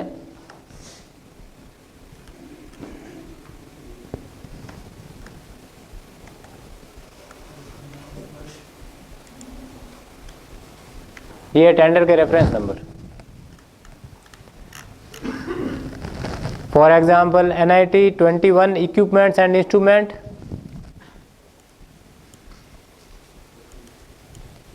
Item number 1। इस तरह से आइटम नंबर 2, 3, 4, 5 इस तरह से 53 आइटम्स तक ये कर रखे हैं नंबरिंग।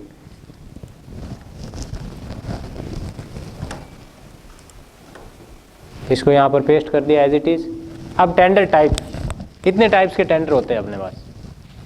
सबसे पहला होता है ओपन टेंडर, जो 2 लाख से अबो अमाउंट के जितने भी टेंडर्स है आपको ओपन टेंडर करना मैंडेटरी है उसके लिए।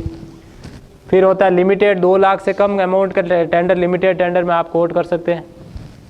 फिर सिंगल सोर्स होता है, और फिर ओपन लिमिटेड और ग्लोबल टेंडर्स, इनका अपने ज़्यादा रोल है नहीं, ठीक है। तो अपन मेनली करते हैं ओपन टेंडर। फिर आप देखिए अलग अलग है, piece of work, lump sum, turnkey. Turnkey मतलब एक पूरा आप काम एक साथ करवाना चाह रहे हैं तो इस कैटेगरी में आपको उसको लेना होगा। फिर फिक्स रेट होता है, आइटम रेट होता है, तो अपन आइटम रेट के अंदर चलते हैं क्योंकि इंडिविजुअल आइटम के कर रहे हैं तो आइटम रेट में चलते हैं। फिर नंबर ऑफ कवर्स, 1 लेना, 2 लेना, 3 लेना, 4 लेना। मेनली 2 कवर्स लेने मैंडेटरी अभी के लिए। कवर ये होते हैं टेंडर के 2 कवर्स अपने पास है, एक तो होगा टेक्निकली और एक होता फाइनेंशियली कवर। 2 टाइप्स के कवर अपन इसको यूज़ ले रहे हैं।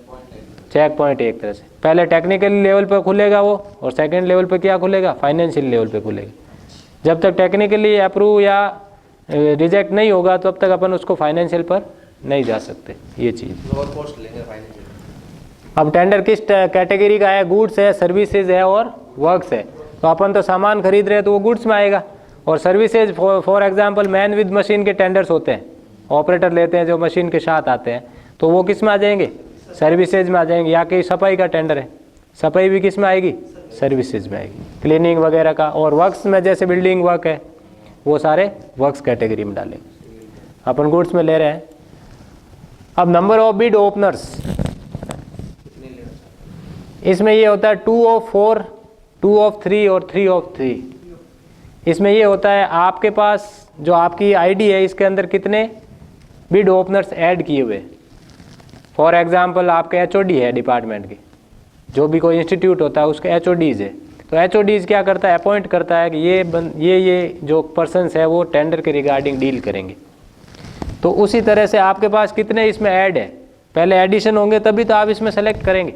तो पहले आप डिजिटल सिग्नेचर्स ऐड करेंगे, 2 के करने हैं, 3 के करने, जितने आपके इंस्टीट्यूट में बने हुए हैं और जो टेंडर का काम देख रहे हैं उनके डिजिटल सिग्नेचर आपके आईडी में मिनिमम 2 चाहिए। 2 ओपनर्स तो होने ही होने चाहिए। अब वो 2 किन में से चाहिए? आप 2 4 में से लेना चाह रहे हैं, या 2 3 में से लेना चाह रहे हैं, या 3 of 3? आप तीनों ही सेलेक्ट करना चाह रहे हैं। जैसे सर हमारे मान लीजिए कॉलेज में 2 ही हो तो क्या होगा? तो आपको एक आईडी तो क्रिएट करनी पड़ेगी, इसमें ऐड करना पड़ेगा क्योंकि उसको सेलेक्ट करना होगा। अपन जब 3 चाहिए, आपने कभी किए नहीं टेंडर? तो आप अकाउंटेंट या जूनियर अकाउंटेंट AA के भी क्रिएट करवा दीजिए, उनके भी पोस्ट है ही नहीं।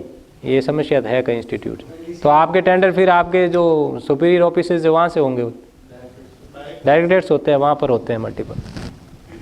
जैसे हमने भी तो पहले पाली के सारे टेंडर हमारे से होते थे, पाली मेडिकल कॉलेज के 2021 के सारे टेंडर हमारे यहाँ से हुए। अब इसमें से 2 of 3 लेते हैं, अमूमन यही लेते हैं कि 3 तो अवेलेबल होंगे, उनमें से टेंडर ओपनिंग के टाइम अपने पास 2 डिजिटल सिग्नेचर होने चाहिए। उन तीनों में से किसी 2 के भी डिजिटल सिग्नेचर होंगे तो अपन उस टेंडर को ओपन कर पाएंगे, ठीक है।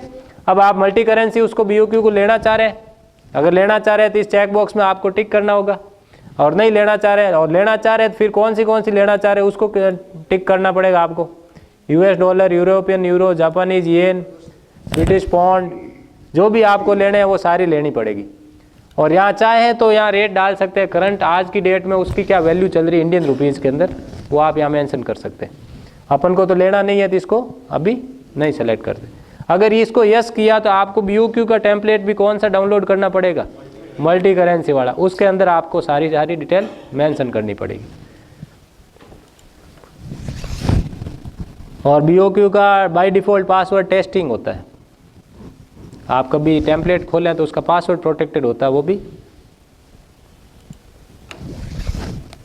अब सबसे पहले अपने कवर बना रहे हैं अपन। अब पहला कवर कौन सा कर रहे हैं तैयार अपन? टेक्निकली कवर, जिसके अंदर एक तो NIT मेन पेज होगा और दूसरा क्या होगा?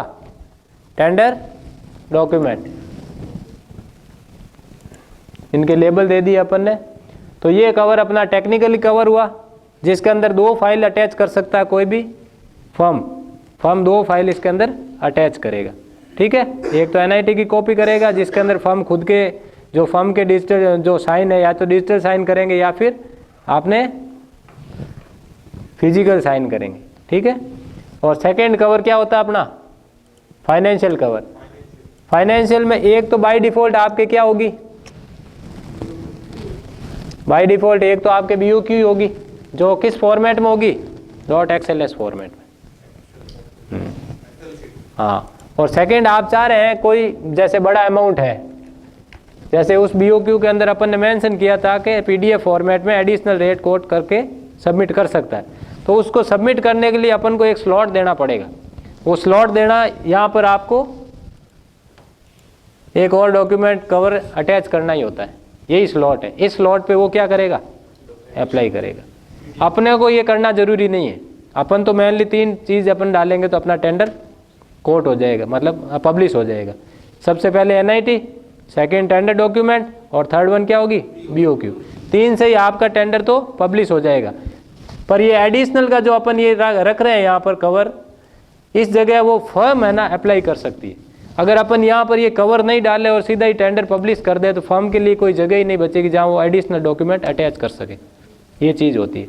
तो बड़े जो भी टेंडर होए उसके अंदर फाइनेंशियल कवर के अंदर एक एडिशनल का क्लॉज आपको रखना ही है, ताकि आगे फर्म को एडिशनल डॉक्यूमेंट अटैच करने में कोई समस्या नहीं हो। अब यहाँ पर अपलोड होगी, सबसे पहले NIT का कवर पेज अपलोड करना है आपको।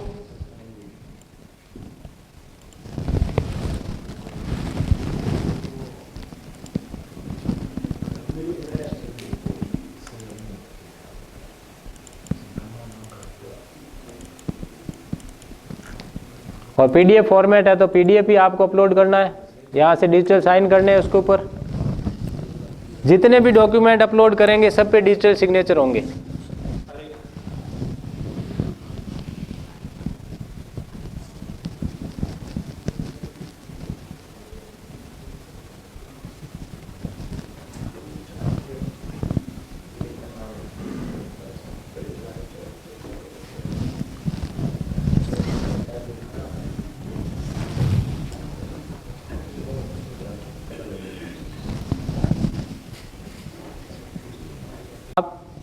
क्रॉस चेक करके वेरीफाई करना है आपको, और यहाँ पर क्लिक करते ही जो अटैचमेंट है वो आपके डाउनलोड हो जाएगा, ठीक है।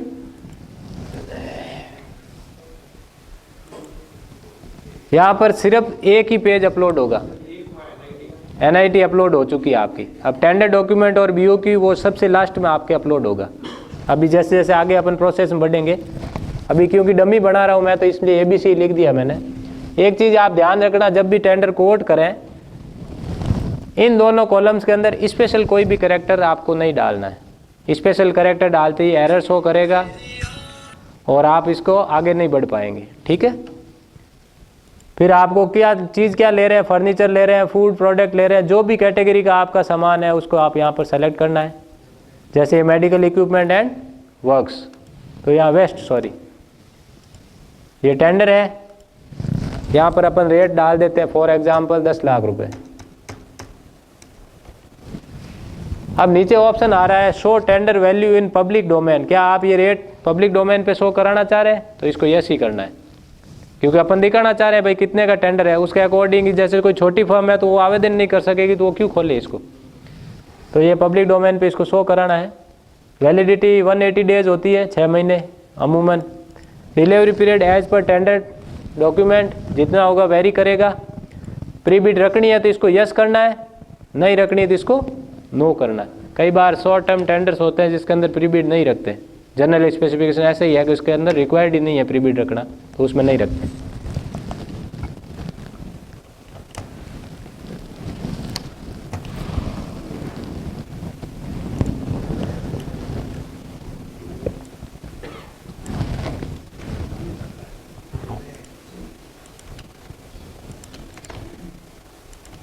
अब कौन से क्लास के इसमें पार्टिसिपेट कर सकते हैं टेंडरर्स, तो वो आप यहाँ सेलेक्ट कर सकते हैं।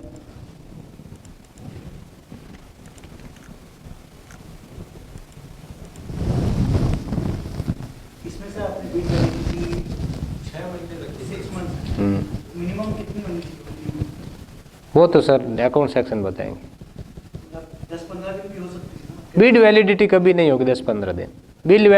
बिड वैलिडिटी उसको बोलते हैं कि इतने ड्यूरेशन के अंदर आपकी बिड कंप्लीट होनी चाहिए, फाइनलाइज। कंप्लीशन हाँ हाँ स्टार्ट हुए हैं हाँ, वो बिड वैलिडेशन वैलिड होता है अपने, कि वो कितने दिन तक वैलिड रहेगी, वैलिड रहेगी बिड। जैसे टेंडर इनवाइटिंग डेट ना होगी। नहीं नहीं, वो नहीं होगी।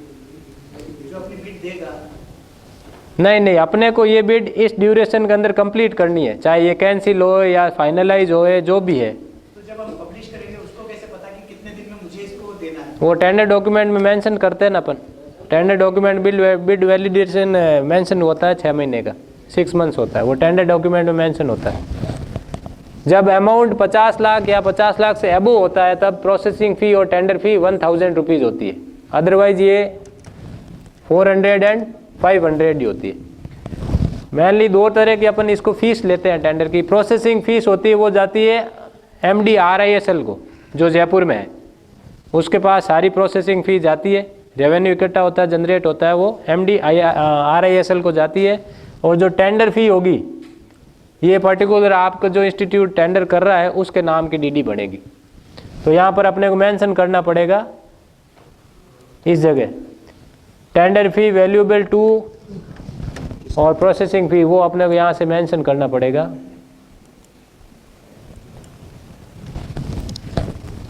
EMD होती है उसको भी EMD अपने को ही जाएगी। नहीं नहीं, नीचे होगी ना, अभी बताऊंगा, आप आगे सेक्शन में आएगा।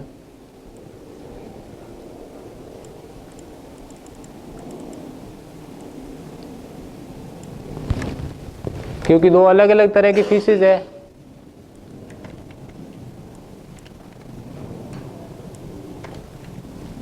तो ये MD RISL जयपुर बैठता है और अपने प्रिंसिपल कहाँ बैठते हैं? जोधपुर। तो आपके मेंशन करने पड़ेंगे। अब EMD अपने को पता है कितने % है? 2%। तो यहाँ से एक आपके क्रॉस चेक हो जाएगा, कितना अमाउंट आया है? 20,000 अमाउंट आया। किसका 2% होगा? 10 लाख। तो आपके जो वहाँ वैल्यू एंटर किए उसमें 0 कम ज़्यादा है या नहीं है, वहाँ से यहाँ से आप उसको क्या कर सकते हैं? क्रॉस टैली कर सकते हैं। तो आपको पता चल जाएगा 0 बराबर है कि नहीं। कई बार 1 0 की वजह से पूरा टेंडर खराब हो जाता है। तो ये छोटी छोटी गलतियाँ हैं जो अपन यहाँ पकड़ सकते हैं। अब यहाँ आपको देखिए ऑफलाइन इंस्ट्रूमेंट्स DD के फॉर्म में आ सकता है, बैंक गारंटी नहीं लेनी है, बैंक चेक चलेगा और ई-ग्रास चालान चलेगा। अब अपन चलते हैं नेक्स्ट पेज पे। नेक्स्ट पेज आता है क्रूशियल डेट्स का, कि ये टेंडर कब पब्लिश करना है। फॉर एग्जांपल कल की डेट में शाम को 5 बजे पब्लिश करना है।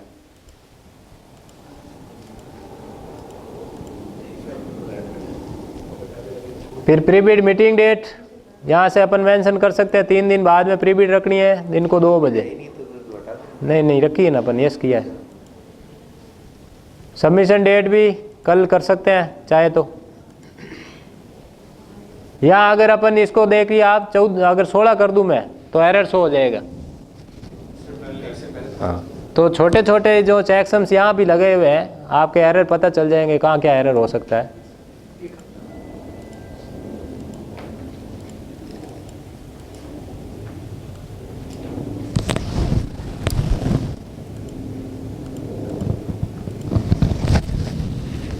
अब देखिए मैंने जो कहा था आपको, आपके आईडी के अंदर 3 डिजिटल सिग्नेचर ऐड हुए होने चाहिए मिनिमम, क्योंकि अपन ने वहाँ ऑप्शन क्या सेलेक्ट किया है?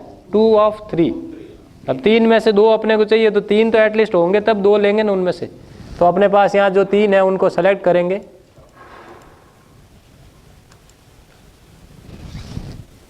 अब यहाँ पर अपने डॉक्यूमेंट जो बचे हुए हैं वो अपलोड करने होते हैं। सबसे पहले NIT कॉपी अपलोड होगी और लास्ट के अंदर मैंने जैसे आपको कहा था टेंडर डॉक्यूमेंट्स और BOQ अपलोड होगी। तो यहाँ टेंडर डॉक्यूमेंट ले लेंगे अपन।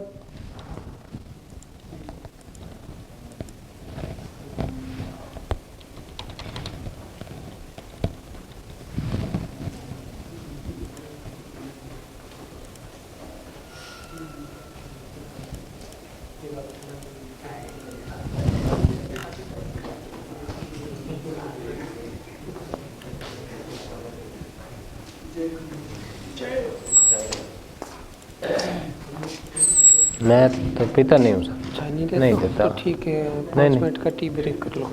टी ब्रेक करें, 1 मिनट है। के अंदर आप ध्यान रखना एक चीज़, एक्सेल सीट तो है ही है, उसके अलावा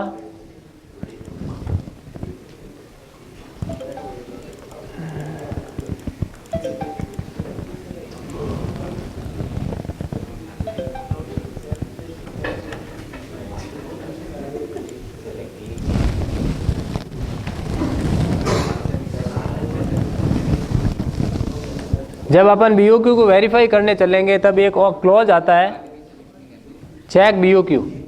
इसके बिना ये सेव नहीं होगा। अगर आपने BOQ को लॉक नहीं किया है या उसमें अंदर कुछ एरर है, तो आप जब ये चेक BOQ करेंगे तो एरर वहाँ क्या हो जाएगी, शो हो जाएगी, तो आप वो एरर करेक्ट कर सकते हैं। अब जैसे मेरी BOQ तो सही है, तो अब बिल्कुल ही BOQ फॉर्मेट इज कंपाइल्ड, बिल्कुल सही चीज़ आ गई। फॉर्मूले चेक करता है, किसी कॉलम के अंदर आपने कोई एंट्री नहीं की है, जैसे उस फॉर्मूले से मल्टीप्लाई होके आगे कैलकुलेशन होती है ना, आपने वहाँ कोई एंट्री नहीं की, तो मल्टीप्लाई किससे करेगा वो, तो वो चीज़ें आपको ध्यान रखनी होगी।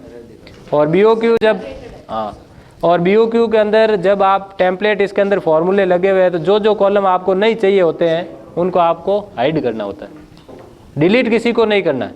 BOQ में एक भी कॉलम को आपको डिलीट नहीं करना है, उनको हाइड आप कर सकते हैं पर डिलीट नहीं करना आपको, ये चीज़ ध्यान रखना।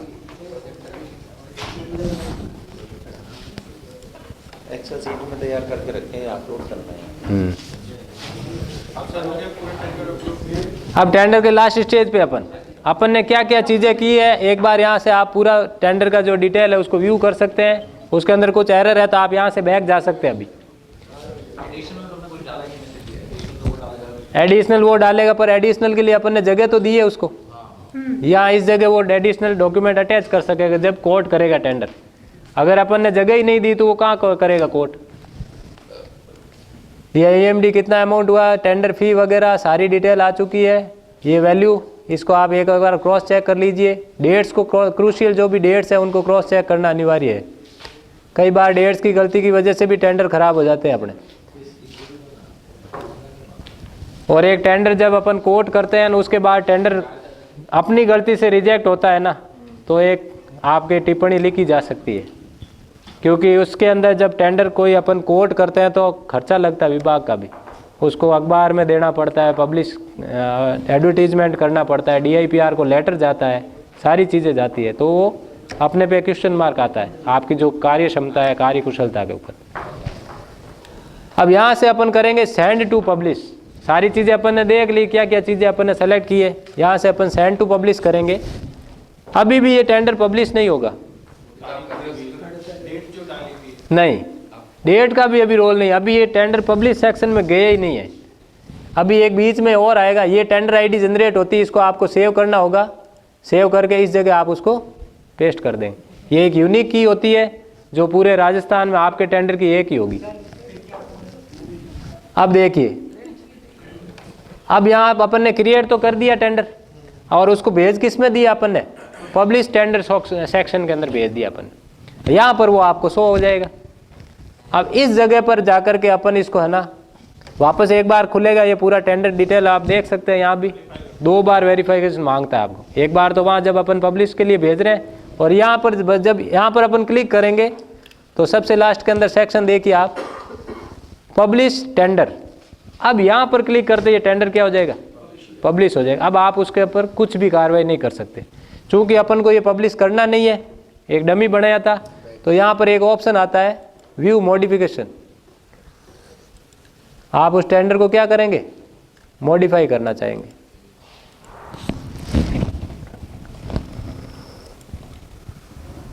कुछ अटैचमेंट तो चढ़ाना नहीं है, कुछ भी दे सकते हैं, टेस्ट लिखना है। वैसे अटैचमेंट को चढ़ाना चाहे तो चढ़ा सकते हैं, वरना कोई मैंडेटरी नहीं है।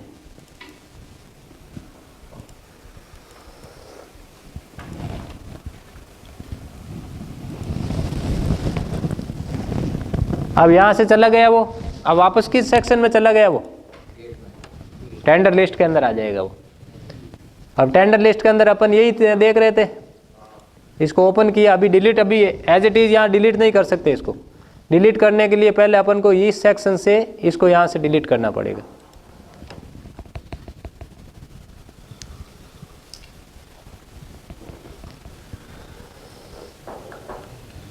अब अपन वापस जब चाहेंगे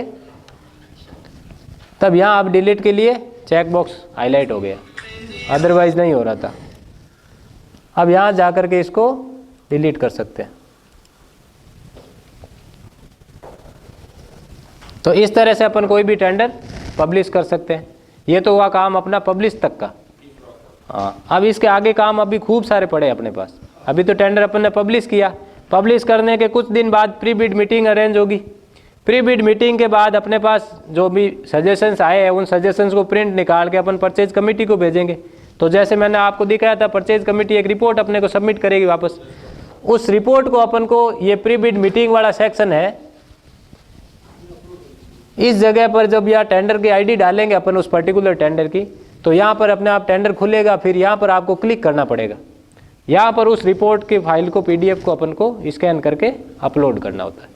यहाँ अपलोड करते ही वो जो जितने भी टेंडरर थे अपने, वो सब उसको देख सकते हैं प्री बिड के अंदर क्या क्या अमेंडमेंट्स हुए। वो अमेंडमेंट्स उनके लिए विजिबल हो जाएंगे। ये सेक्शन था, यहाँ तक प्री बिड हो गई अपने पास। अब जब प्री बिड फाइनलाइज हो चुकी है, फिर अपन जाते हैं tender to be open section में।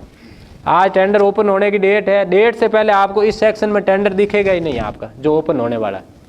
जब डेट आएगी तभी वो यहाँ पर इस सेक्शन के अंदर आपको दिखेगा। अब दिखने के लिए भी, दिखने के बाद उसको अपन को खोलना है।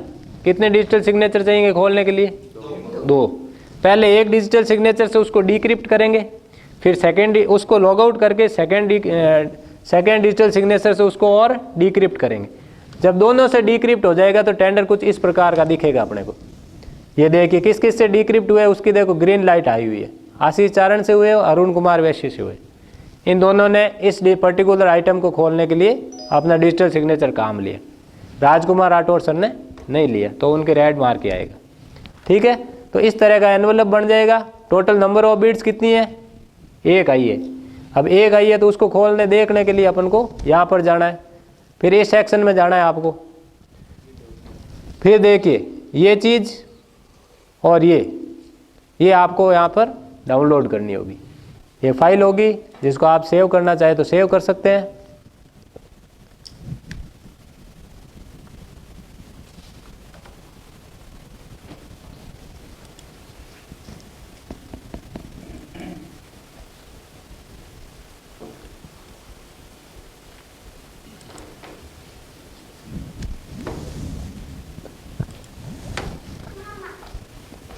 अब एक चीज और ध्यान रखना है आपको,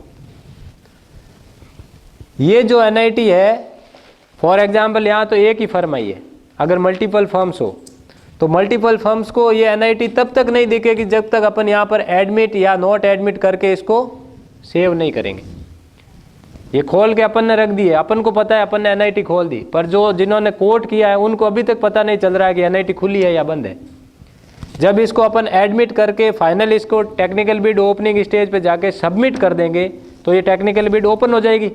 टेक्निकल बिड ओपन होने के बाद जितनी भी फर्मों ने इसके ऊपर पार्टिसिपेट किया है वो सब एक दूसरे के डॉक्यूमेंट्स क्या कर सकते हैं, देख सकते हैं, ताकि वो क्रॉस चेक करे भाई ये क्या चीज़ प्रोवाइड कराना चाह रहा है, ये क्या चीज़ प्रोवाइड कराना चाह रहा है। तो कई बार एनआईटी खुलने के बाद जब तक अपन ये एडमिटेड नहीं करते हैं या नॉट एडमिटेड करते हैं तब तक फर्मों के अपने पास फ़ोन आने लग जाते हैं, क्या सर 4 दिन हो गए आपने अभी तक फर्म खोली, एनआईटी खोली क्यों नहीं।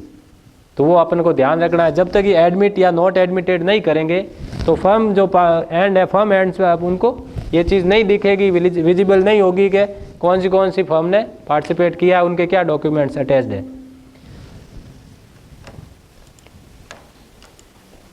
ये देखिए, क्योंकि अभी टेक्निकल बिड ओपनिंग स्टेज पे है तो फाइनेंशियल तो अपने को दिखेगी नहीं, बीओक्यू अपने को क्या दिखेंगे, एनआईटी दिखेगी।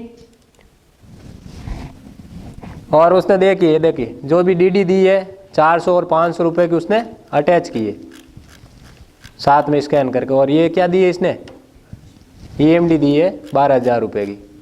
ये देखिए अपन ने खाली भेजा था, इन्होंने भर के दिया है। और साथ में इनके देखिए ये रहा प्रोप्राइटरी जो भी है उसके साइन और सील होंगे हर पेज पे। ये देखिए, तो ये तो टेंडर डॉक्यूमेंट हो गया और ये क्या होगी, एनआईटी की कॉपी। ये जो एनआईटी अपन ने अपलोड की थी, हाँ 32 आइटम्स की थी, ये वो एज इट इज वापस क्या करता है, अपलोड करता है।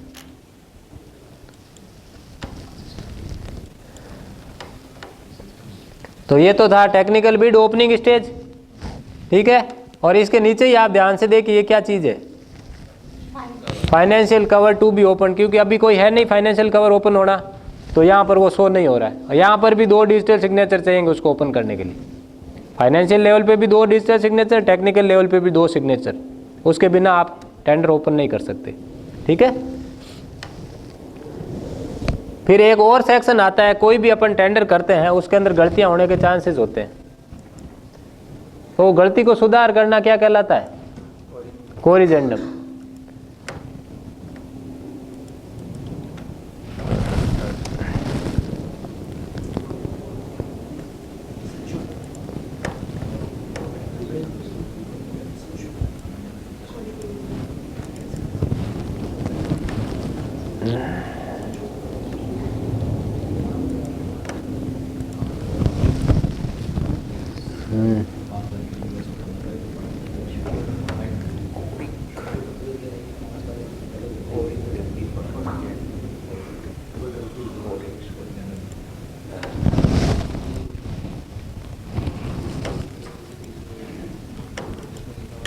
तो कोरिजेंडम किसी भी एनआईटी के लिए कोरिजेंडम चढ़ाने के लिए अपने को क्या क्या चाहिएगा, 1 मिनट में एक आईडी ले लेता हूँ पहले।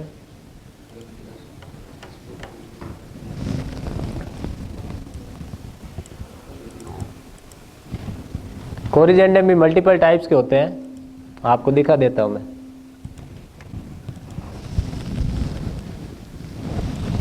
यार माउस भी सही काम नहीं कर रहा है।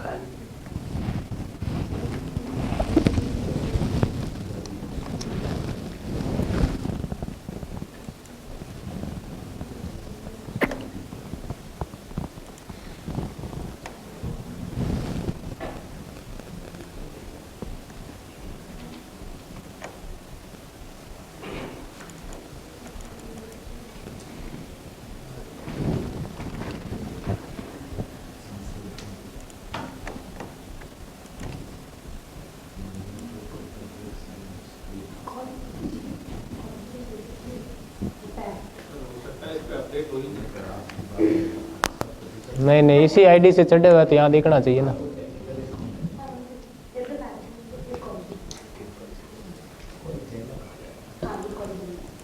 कैंसिल्ड होगा तो फिर आप कोरिजेंडम में दिखेगा नहीं। कैंसिल्ड मतलब क्लोज हो गया टेंडर पूरा ही। दूसरा लेके देखते हैं। चूंकि यह फाइनेंशियल स्टेज पे पहुंच गया है, जब तक टेंडर ओपन नहीं होता है तब तक उसके अंदर मल्टीपल कोरिजेंडम के और ऑप्शंस होते हैं। टेंडर ओपन होने के बाद सिर्फ और सिर्फ क्या कोरिजेंडम बचते हैं अपने पास, कैंसिलेशन ऑफ टेंडर, ठीक है, और रीटेंडर। कई बार टेंडर में कोई आती ही नहीं है, नई बीड कोई आती ही नहीं है तो वापस उसको रीटेंडर करते हैं। और एक होता है टेंडर रिवोकेशन। रिवोकेशन मतलब पुनर्जागृत करना। कई बार क्या होता है कि त्रुटिवश कोई फर्म एक्सेप्टेड है और अपने वहाँ से टिक में क्या हो गया, रिजेक्ट हो गए। फर्म तो एक्सेप्ट थी टेक्निकली, पर क्लैरिकल त्रुटि की वजह से उसको क्या कर दिया अपन ने, रिजेक्ट कर दिया। अब अपन को लग रहा है भाई उस फर्म ने ऑब्जेक्शन किया, भाई मैं एक्सेप्टेड हूँ, मेरे फर्म जो डॉक्यूमेंट आपने अटैच किए है, जो अपलोड किए उसमें तो मैं एक्सेप्टेड हूँ, और आपने जो चेक बॉक्स किया उसके अंदर रिजेक्ट कर दिया मेरे को। तो अब फिर हम वापस उसको क्या करते हैं, रिवोकेशन स्टेज पे करते हैं। अगर वो फाइनेंशियल पर चला गया तो सिर्फ फाइनेंशियल रिवोकेशन कर सकते हैं, और फाइनेंशियल नहीं ओपन हुई है तो टेंडर जहाँ से टेक्निकल बिड ओपन हुई है वहाँ से रिवोकेशन कर सकते हैं उसको। तो वहाँ से उसको वापस खोल के जो फर्म रिजेक्ट हो गई उसको एक्सेप्ट किया जा सकता है। ये चीज़ होती है, तो उसको रिवोकेशन बोलते हैं। क्या हुआ माउस, थैंक यू।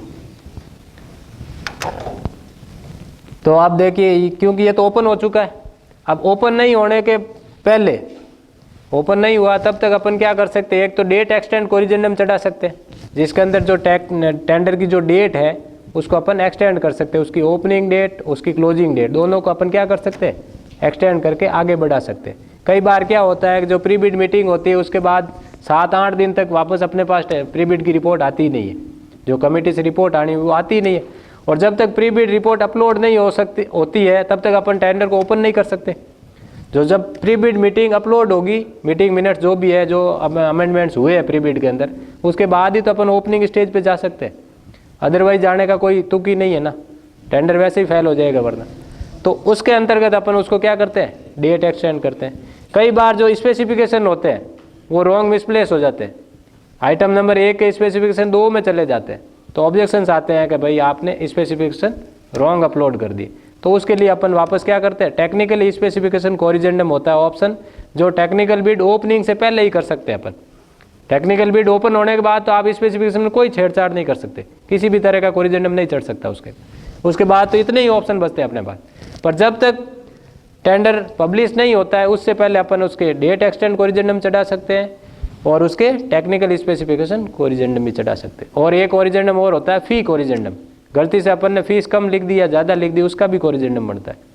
तो इतने टाइप्स के कोरिजेंडम किसी भी पर्टिकुलर टेंडर के अंदर पब्लिश कर सकते हैं अपन, ठीक है। और कोरिजेंडम भी डायरेक्ट पब्लिश नहीं होगा, ये इस सेक्शन में जाएगा, जैसे टेंडर के अंदर इस सेक्शन में नहीं जाता था वैसे कोरिजेंडम कहाँ जाएगा, तो आप यहाँ से पब्लिश करके निश्चित न हो जाए कि मैंने पब्लिश कर दिया, यहाँ पर करने के बाद आपका फाइनल पब्लिश होगा, ठीक है। अब चलते हैं अपन टेंडर 2 भी ओपन समझ में आ गया आपको, 2 होते हैं फाइनेंशियल कवर और टेक्निकल कवर ओपन, ठीक है। अब अपन आगे चलते हैं टेक्निकल इवोल्यूशन। अब टेक्निकल इवोल्यूशन कैसा होता है, इस तरह की फर्म को सबमिट, जब यहाँ से टेक्निकल बिड ओपन करके अपन सबमिट करते हैं तब इस पोर्शन के अंदर इस जगह से ये स्विच होकर के टेंडर यहाँ पर आ जाएगा। अब टेक्निकल बिड ओपनिंग में तो वो दिखेगा नहीं अपने को, टेक्निकल इवोल्यूशन में वो अपने को दिखने लग जाएगा। अब यहाँ पर अपन जैसे ये कोई मशीन है एक, यही ले लेते हैं जिसमें थोड़ी फर्म ज़्यादा हो, फॉर एग्जाम्पल ये अपन लेते हैं,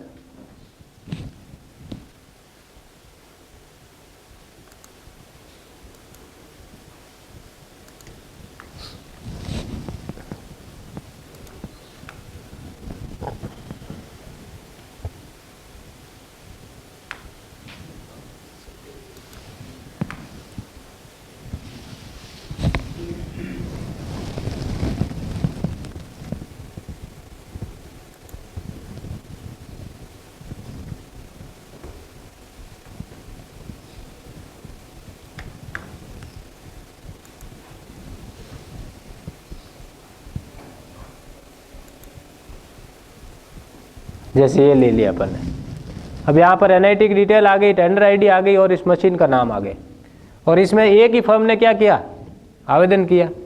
अब इस फर्म को टेक्निकल जो रिपोर्ट अपने पास आएगी, आपको दिखा देते हैं टेक्निकल रिपोर्ट कैसी होती है।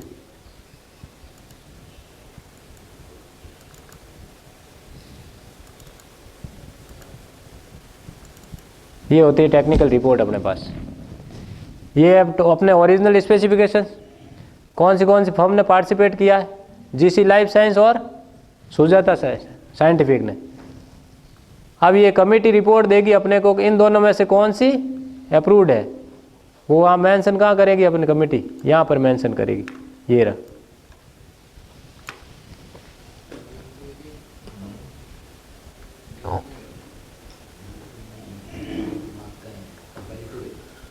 ये एक रिजेक्ट किया और इसको अप्रूव्ड किया।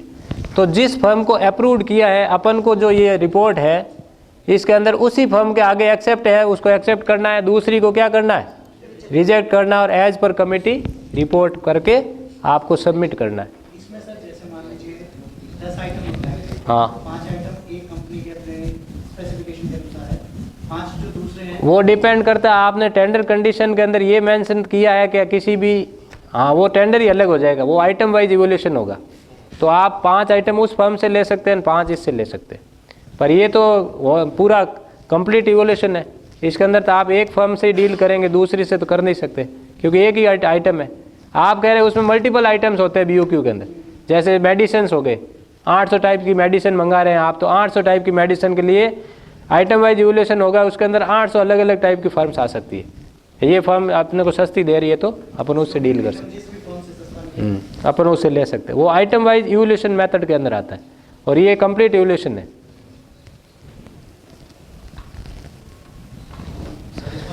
संख्या 2 ही आई है तो मिनिमम 3 आनी चाहिए। नहीं नहीं, ऐसा कोई नहीं है, हम तो एक फर्म को भी अगर ले सकते हैं चाहे तो, पर उसके अंदर क्लॉज डाल देते हैं ना, उपकरण की अति आवश्यकता वाला। मेडिकल है ना, कोरोना भी गया, उस क्लॉज के अकॉर्डिंग हम खरीद कर सकते हैं। बाकी अगर देखा जाए तो कंपटीशन के लिए 3 फर्म्स होनी चाहिए।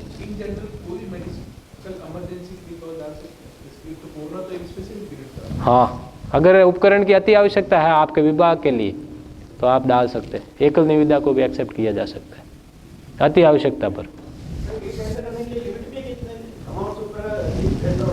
है लिमिट 2 लाख से अबोव ओपन टेंडर, उससे कम लिमिटेड टेंडर, 50,000 से कम तक स्पॉट परचेज कर सकते हैं। आप सामान ला के बिल पेश करके बिल उठा सकते हैं।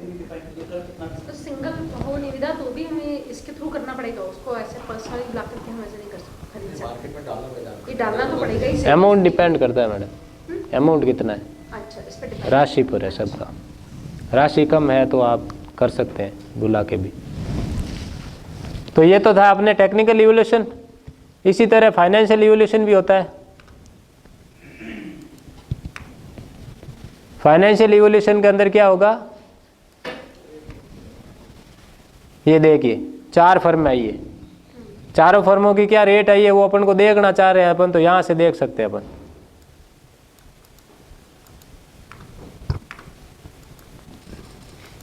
ये कंपैरिजन चार्ट होता है। इस तरह से इन चारों फर्मों ने क्या दिए, रेट दिए। ये रेट अपन जब फाइनेंशियल बिड ओपन करते हैं उस टाइम ये फाइल आती है, वहां से अपन इसको डाउनलोड करते हैं। लोवेस्ट वन ये सब सिस्टम जनरेटेड है, अपना कोई रोल नहीं है इसमें। हाँ, जरूरी नहीं है। जरूरी इसलिए नहीं है कि लगता है आपको कमेटी को कि L1 जो प्रोडक्ट अच्छा नहीं दे रहा था, अपन L2 के पास भी जा सकते हैं। इसका क्या क्राइटेरिया होगा? अच्छा, वो तो देखेंगे स्पेसिफिकेशन या डेमो मंगा देंगे। टेक्निकल स्पेसिफिकेशन तो देख के आप आगे आए हो ना। नहीं नहीं, अगर चाहे तो उनको लग जाता है, टेक्निकल कमेटी होती है उसको लग जाता है भाई इसका प्रोडक्ट खराब आ रहा है, तो उसका ऑर्डर हुआ वो भी कैंसिल करके सेकंड को दे सकते हैं। आने के बाद में उसकी क्वालिटी के बेसिस पे रिजेक्ट कर दिया। हाँ। बट लगने के आधार पर हम कैसे, इसका मतलब तो हम हो सकता है बायस भी हो।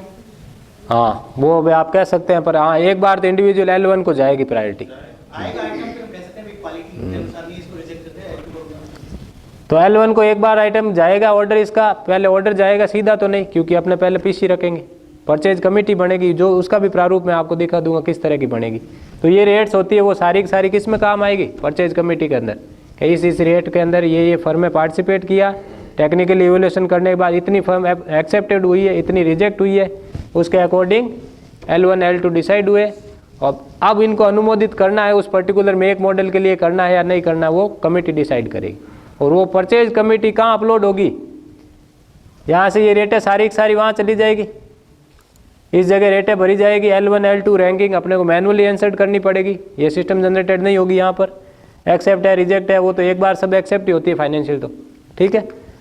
फिर कई बार डाउट होने पर उनसे सैंपल मंगवा सकते हैं ना, कोई चीज़ पहले भी मंगवा सकते हैं, ऑर्डर से पहले। ये कमेटी के पास पावर होता है। फिर यहाँ एज पर कमेटी रिपोर्ट लिख देंगे। इसको सबमिट करने के बाद एक पीसी होती है जो आपको दिखा देता हूँ, उसका टेम्पलेट भी मैं, वो पीसी आपको यहाँ पर अपलोड करनी होती है।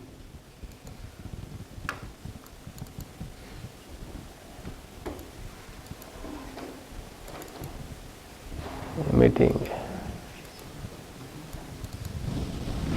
इस तरह की एक परचेज कमेटी बनती है, जिसमें देखिए कितनी फर्मों ने पार्टिसिपेट किया, कितनी तारीख को ये खोली गई है, ये सारी चीज़ें इसमें मेंशन की जाती है।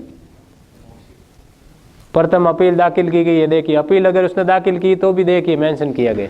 अमाउंट बढ़ा था, मैंने कहा 435 लाख का अमाउंट है, तो अपील कर दी उसने हाथों हाथ, उसको रिजेक्ट किया गया। रिजेक्ट करते ही उसने क्या की, अपील की। देखो, तकनीकी रूप से योग्य पाए जाने तथा उक्त प्रतिभागी फर्म GC लाइफ साइंस द्वारा RTPP नियम अनुसार प्रतिम अपील की, जिसके अनुसरण में प्रतिम अपीली अधिकारी द्वारा उक्त अपील दिनांक 20/12 को खारिज किए जाने के कारण तकनीकी रूप से अनुमोदित सुजाता साइंड की वित्तीय बिड दिनांक इता को खोली गई, जिसमें निम्नानुसार दर प्रस्तुत की गई उसकी। ये सारी चीज़ें जो जो काम हुए हैं वो सारे आपको पीसी के अंदर मेंशन करने पड़ते हैं। फिर ये देखिए, फॉरेंसिक मेडिसिन जोधपुर के बाहर होने के कारण उनका जुड़ाव वर्चुअल माध्यम से किया गया। अगर वीसी के थ्रू भी हुआ तो भी आप देखिए इसमें मेंशन किया गया क्या क्या काम हुए इसके ऊपर। अमाउंट बड़ा था तो इसमें पूरी ट्रांसपेरेंसी रखना अनिवार्य है।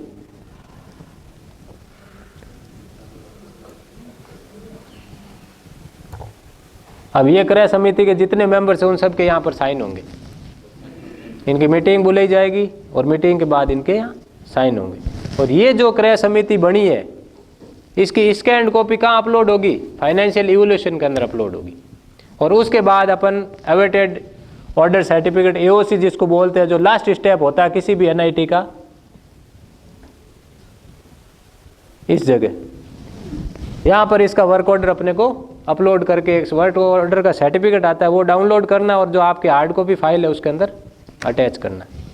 इस तरह से आप एक एनआईटी को, एक आइटम की एनआईटी को कंपाइल करेंगे पूरा। Long procedure plus complicated also. अभी भी इसमें एक दो जगह मैं आपको दिखा देता हूँ और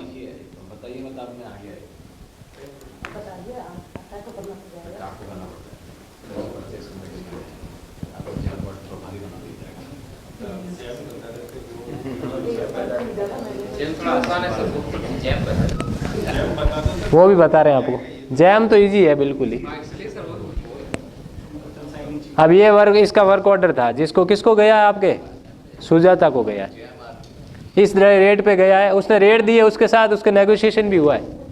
उसने जो रेट कोट की वो उस पर फाइनलाइज नहीं हुआ, कमेटी ने नेगोशिएशन किया, इस रेट पे उसको ऑर्डर दिया, जबकि विद इन एस्टिमेट थी। फिर भी कमेटी को लगा थोड़ा इसके साथ नेगोशिएशन किया जाए तो सरकार का फायदा हो सके।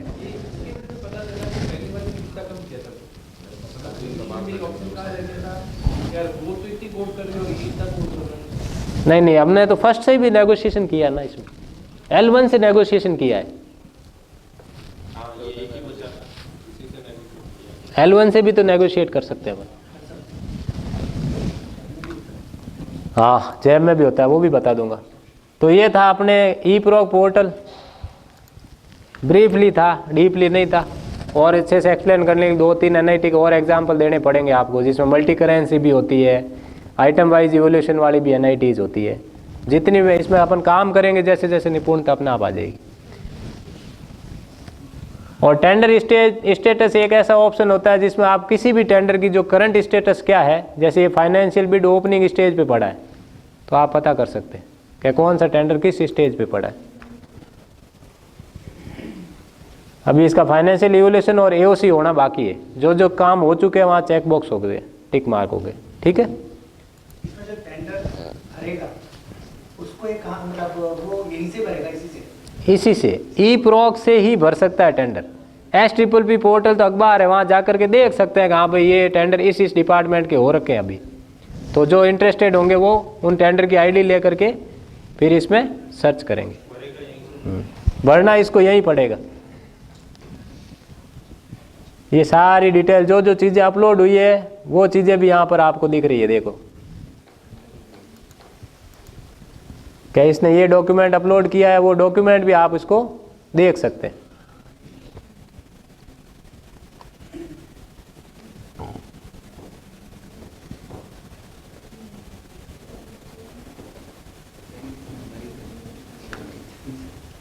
ये टेक्निकल समरी है।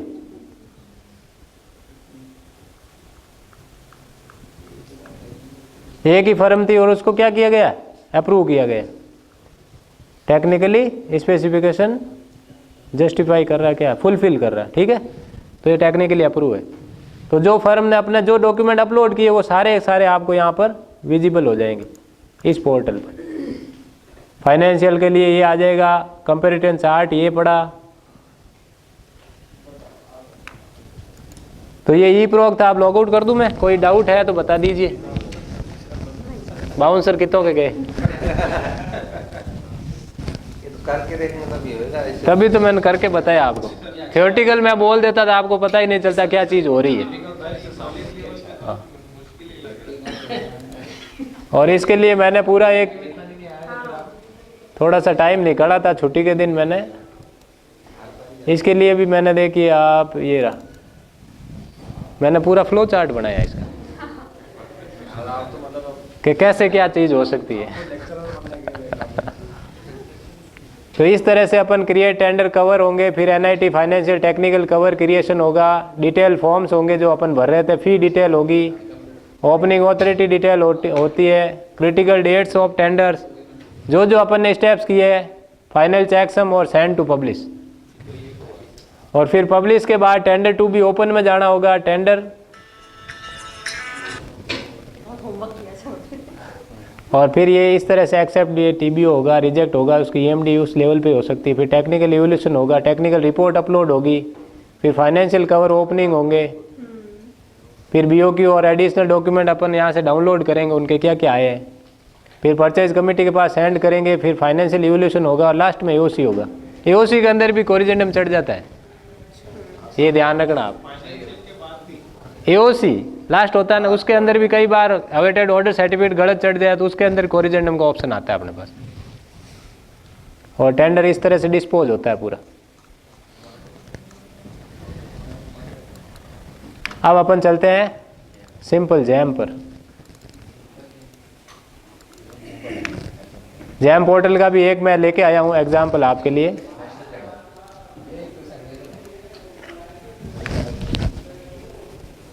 ये है अपना जैम पोर्टल। जैम की आईडी तो आपके जो सुपीरियर ऑफिसर्स होंगे वहाँ से आपकी आईडी क्रिएट होके आएगी, तो उससे आप फिर डील करेंगे, लॉग इन लॉग आउट। और ये कभी आपके ज़रूरत पड़े तो मेरे से ये मंगवा लेना, आप व्हाट्सएप कर दूंगा मैं आपको। ये फर्नीचर का है, पूरा टेंडर है जो ऑनलाइन किया गया। ऑनलाइन करने के बाद लास्ट स्टेज पे जो टेंडर डॉक्यूमेंट डाउनलोड होते हैं ना, वो ये चीज़ है जिसके अंदर सारी की सारी डिटेल है उसकी। 24 पेजेस का, क्योंकि फर्नीचर मंगाए थे कितने, शायद 48 लाख के थे, 46 लाख के थे। ये चीज़ मैन है, आप ध्यान रखना इसका। Buyer added bid specific terms and conditions, ये आप ध्यान रखना थोड़ा। इसके अंदर अपने को चेक बॉक्स से सारी चेक लिस्ट को सेलेक्ट करना होता है इंडिविजुअल, एक एक कैटेगरी की। तो यहाँ से ये जेनरिक कैटेगरी की इतनी है, स्कोप ऑफ सप्लाई इसकी है, टर्नओवर की भी है, सर्विसेज एंड सपोर्ट के भी है, सर्टिफिकेट्स का है। ये सारे के सारे चेक बॉक्स के अंदर चेक करने। अभी मैं एग्जांपल लेके बताऊंगा, लॉगिन होके भी दिखाऊंगा आपको।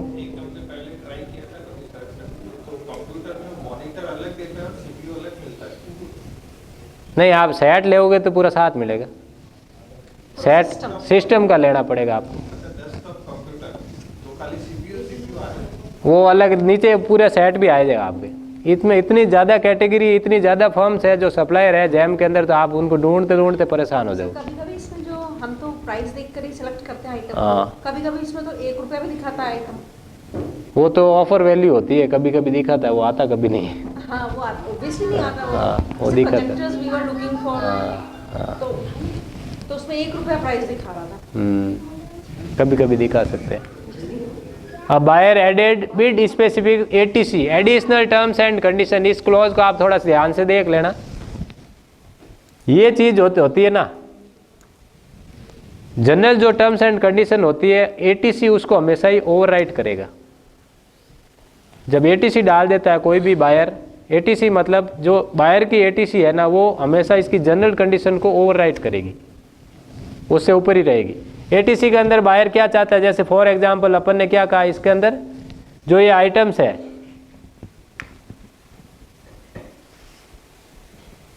इनके सैंपल अपन मांगना चाह रहे हैं इनसे, ये रेखे परचेजिंग से पहले, क्योंकि फर्नीचर खरीद रहे हैं, कोई लो क्वालिटी का फर्नीचर ही दे दे, फोटो तो अच्छी दे देते हैं पर क्वालिटी उसकी क्या कर रख देते हैं, लो रख देते हैं। तो अपन जो जो मटेरियल, अपन कर्टेन क्लॉथ क्या है, अलमारी बैग बिग क्या है, कॉन्फ्रेंस चेयर कैसी दे रहा है, इन सब जितने भी आइटम मेंशन किए अपन ने यहाँ पर, उनके क्या लाएगा, वो सैंपल प्रोवाइड करेगा।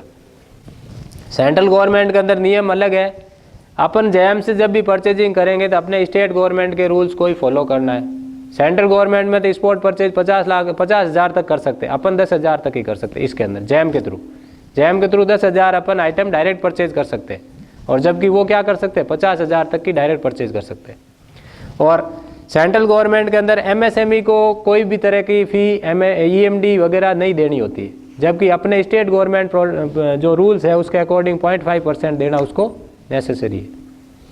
तो कई बार ऑब्जेक्शन आते हैं कि सर आपने EMD की वजह से हमें डिस्क्वालीफाई कैसे कर दिया। तो हमें सेंट्रल गवर्नमेंट को जो वो सेंट्रल गवर्नमेंट में आवेदन करते हैं मैक्सिमम टाइम, तो हमें क्या स्टेट गवर्नमेंट्स के रूल्स का उनको हवाला देना पड़ता है, तब उनको डिस्क्वालीफाई कर पाते हैं। अब इसमें ATC के डॉक्यूमेंट भी आप चाहे तो एडिशनल इसमें परफॉर्मा होता है A और B, एनेक्सर A B, वो अपलोड करना होता है, वो इसके अंदर ही होता है, आप डाउनलोड कर सकते हैं वहाँ से। तो ये कंप्लीट जब बिड अपन ऑनलाइन कर देते हैं तो इस तरह की बिड डॉक्यूमेंट अपने पास फाइनली आते हैं। अब बिड ऑनलाइन कैसे करते हैं वो भी मैं आपको दिखाई देता हूँ।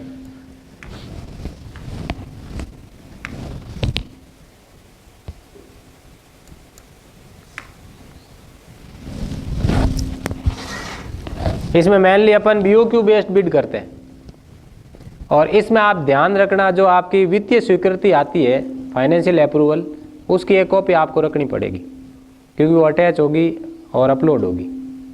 वित्तीय स्वीकृति की जो कॉपी है आपकी,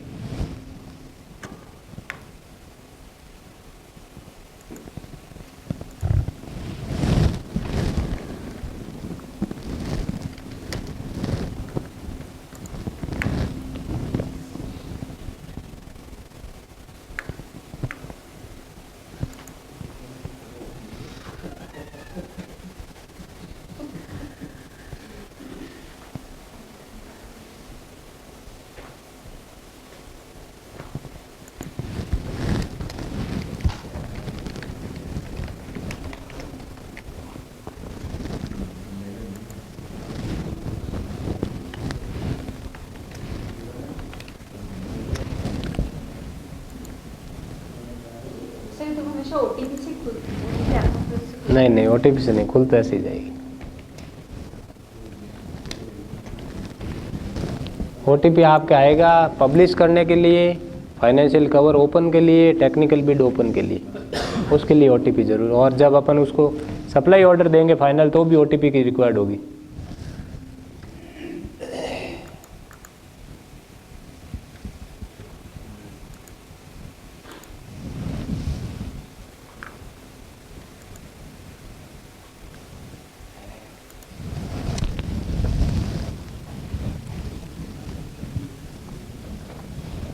करंटली जो ऑन गोइंग बिड्स है वो यहाँ पर शो हो जाएगी। अरे साइज का इशू, ये ऑन गोइंग बिड्स चल रही है हमारे यहाँ। अब यहाँ पर आप ये भी देख सकते हैं इस बिड के लिए रिमेनिंग डेज कितने बचे हैं, तो यहाँ पर क्लिक करने पर अपने को रिमेनिंग डेज मिल जाएंगे। नहीं अभी फाइनलाइज नहीं हुई है, ये आ रहा है, पर अभी इसको सर्टिफिकेट देना है सप्लाई ऑर्डर का। इसने ऑब्जेक्शन लगा दिया है, एक कोई रेट लगा दी इसने, कोई फर्म रिजेक्ट हुई उसने रेट लगाई है, कल ही रिजेक्ट की थी इसको। फाइनेंशियल कवर ओपन हो चुका है फिर भी रेट लग गई। ये भी एक्टिव है, ये भी एक्टिव है। ये रही बिड अवार्डेड, अगर इसको ऑर्डर दे देते हैं तो ये क्या आ जाता है बिड अवार्डेड, मतलब इसको सप्लाई ऑर्डर जा चुका है। ये भी फर्नीचर, मेनली फर्नीचर का ही काम हो रहा है इस पर, और ये तो बार बार रिजेक्ट ही हो रही है, इस पर कोई आ ही नहीं रहा है।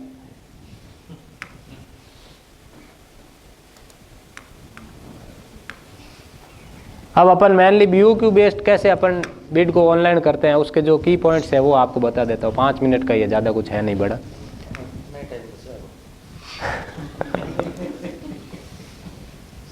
अब ये BOQ बेस्ड बिडिंग, इसको क्लिक करना है आपको।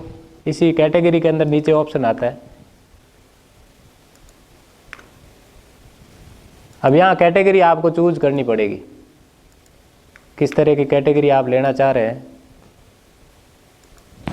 फॉर एग्जाम्पल अपन फर्नीचर लेना चाह रहे हैं, रिवॉल्विंग चेयर डाल दी। इसमें मैक्सिमम 3 कैटेगरी आप ले सकते हैं, उससे ज़्यादा नहीं लेंगे, फिर आपको अलग अलग करना पड़ेगा। 3 कैटेगरी ले लीजिए। अंदर आइटम तो BOQ में मल्टीपल डालेंगे, जितने BOQ में आइटम डालोगे उतने उतने अपना आप ही इसमें इंसर्ट हो जाएंगे। एक चीज़ ये ध्यान रखना, आप इसके अंदर जितने भी स्पेसिफिकेशन होंगे, जैसे मल्टीपल आइटम्स के लिए आप जैम पे करना चाह रहे हैं तो आपको एक ही डॉक्यूमेंट अटैच करके अपलोड करना है। जितने भी आपके आइटम्स हैं उन सब के स्पेसिफिकेशन एक डॉक्यूमेंट फाइल बनानी है और उसी को यहाँ पर आपको अटैचमेंट में अपलोड करना है। तो यहाँ पर आप फाइल चूज कर लीजिए।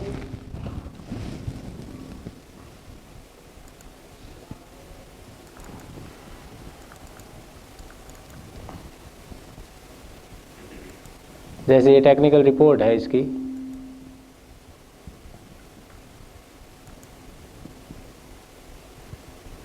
इस तरह की रिपोर्ट है। अभी तो मेरे पास एक्चुअल में इसके है नहीं, वो टेक्निकल स्पेसिफिकेशन होता है तो वो एज इट इज़ यहाँ पर एक ही फाइल के अंदर डाल सकते हैं अपन। एक मिनट देखते हैं।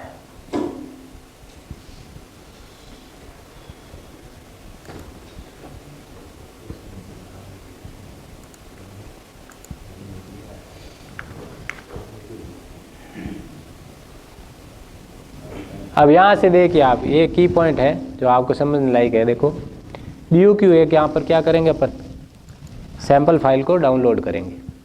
सैंपल फाइल डाउनलोड कर दी BOQ की अपन ने, इसको ओपन किया।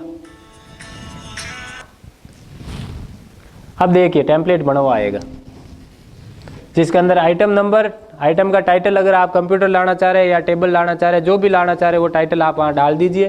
डिस्क्रिप्शन में डिस्क्रिप्शन डाल दीजिए। Quantity as per your requirement, जितनी रिक्वायरमेंट है उतनी क्वांटिटी आप यहाँ पर इंसर्ट कर दीजिए। जो बायर की आईडी है, कंसाइनी की आईडी, मतलब जिसके पास सामान जाएगा, कंसाइनी वही होता है जो सामान को रिसीव करेगा। इसकी आईडी आपको, आपकी जो ये जैम की आईडी होती है उसमें भी ये मेंशन नहीं होता है। मैं चाहता हूँ इसको 3 आइटम बनाना चाह रहा हूँ। बाय डिफॉल्ट 2 आइटम आए थे, 3 बनाए। कंसाइनी आईडी मैंने यहाँ से डाल दी। अगर यहाँ आपको पता नहीं है क्या कंसाइनी आईडी है इसकी, तो आप यहाँ से ले सकते हैं। ये जगह डाउनलोड कंसाइनी लिस्ट, इससे पता चल जाएगा आपकी जैम आईडी के अंदर कितने आपके पास कंसाइनी है, उन सब की ये रही लिस्ट। तो यहाँ से आईडी उठा ली अपन ने, आपके अलग होगी, हमारी आईडी उसके अंदर अलग है, ठीक है। तो यहाँ से इनकी आईडी, किसके पास इस सामान को भेजना है उस कंसाइनी की यहाँ से आईडी उठाई और वहाँ पर BOQ के अंदर अपन ने क्या कर दी, पेस्ट कर दी। अब आप देखिए बाय डिफॉल्ट है ना, जैसे मैं इस BOQ को सेव करूँगा,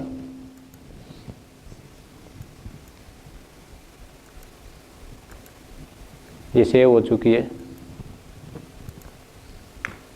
अब मैं वापस उसी BOQ को जो सेव की है मैंने, उसको क्या करेंगे अपन, अपलोड कर देंगे। फाइल अपलोड हो गई। ऐड आइटम्स, कितने आइटम ऐड किए थे अपन ने, 3। अगर 50 आइटम ऐड होंगे तो यहाँ 50 आ जाएंगे। प्रोसीड टू चेकआउट, जैसे अपन अमेजोन पे शॉपिंग कैसे करते हैं, सेम ही चीज़ है।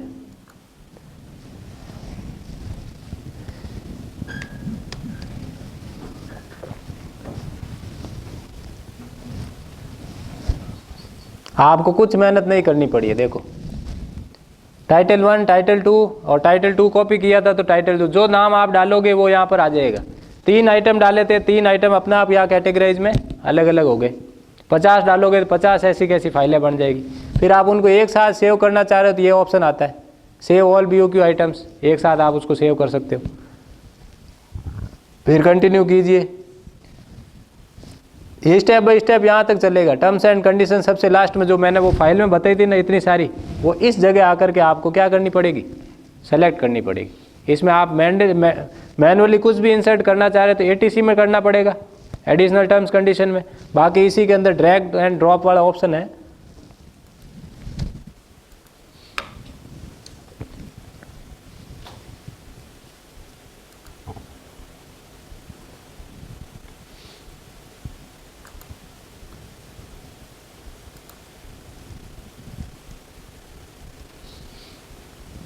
अब अपन डिटेल्स के अंदर आ जाएंगे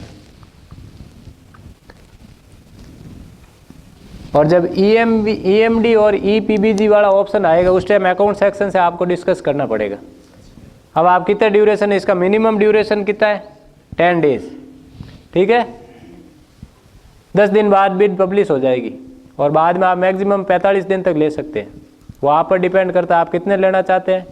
एंड डेट जैसे मैं इसको 10 दिन लेता हूँ तो अभी 5 बजने वाली है, तो ये 5 बजे के अकॉर्डिंग यहाँ पर क्या आ जाएगी, एंड डेट अपना आप आ जाएगी। अपन अब इसको कोई कुछ नहीं कर सकते, सिस्टम जनरेटेड है, लॉक हो चुकी है।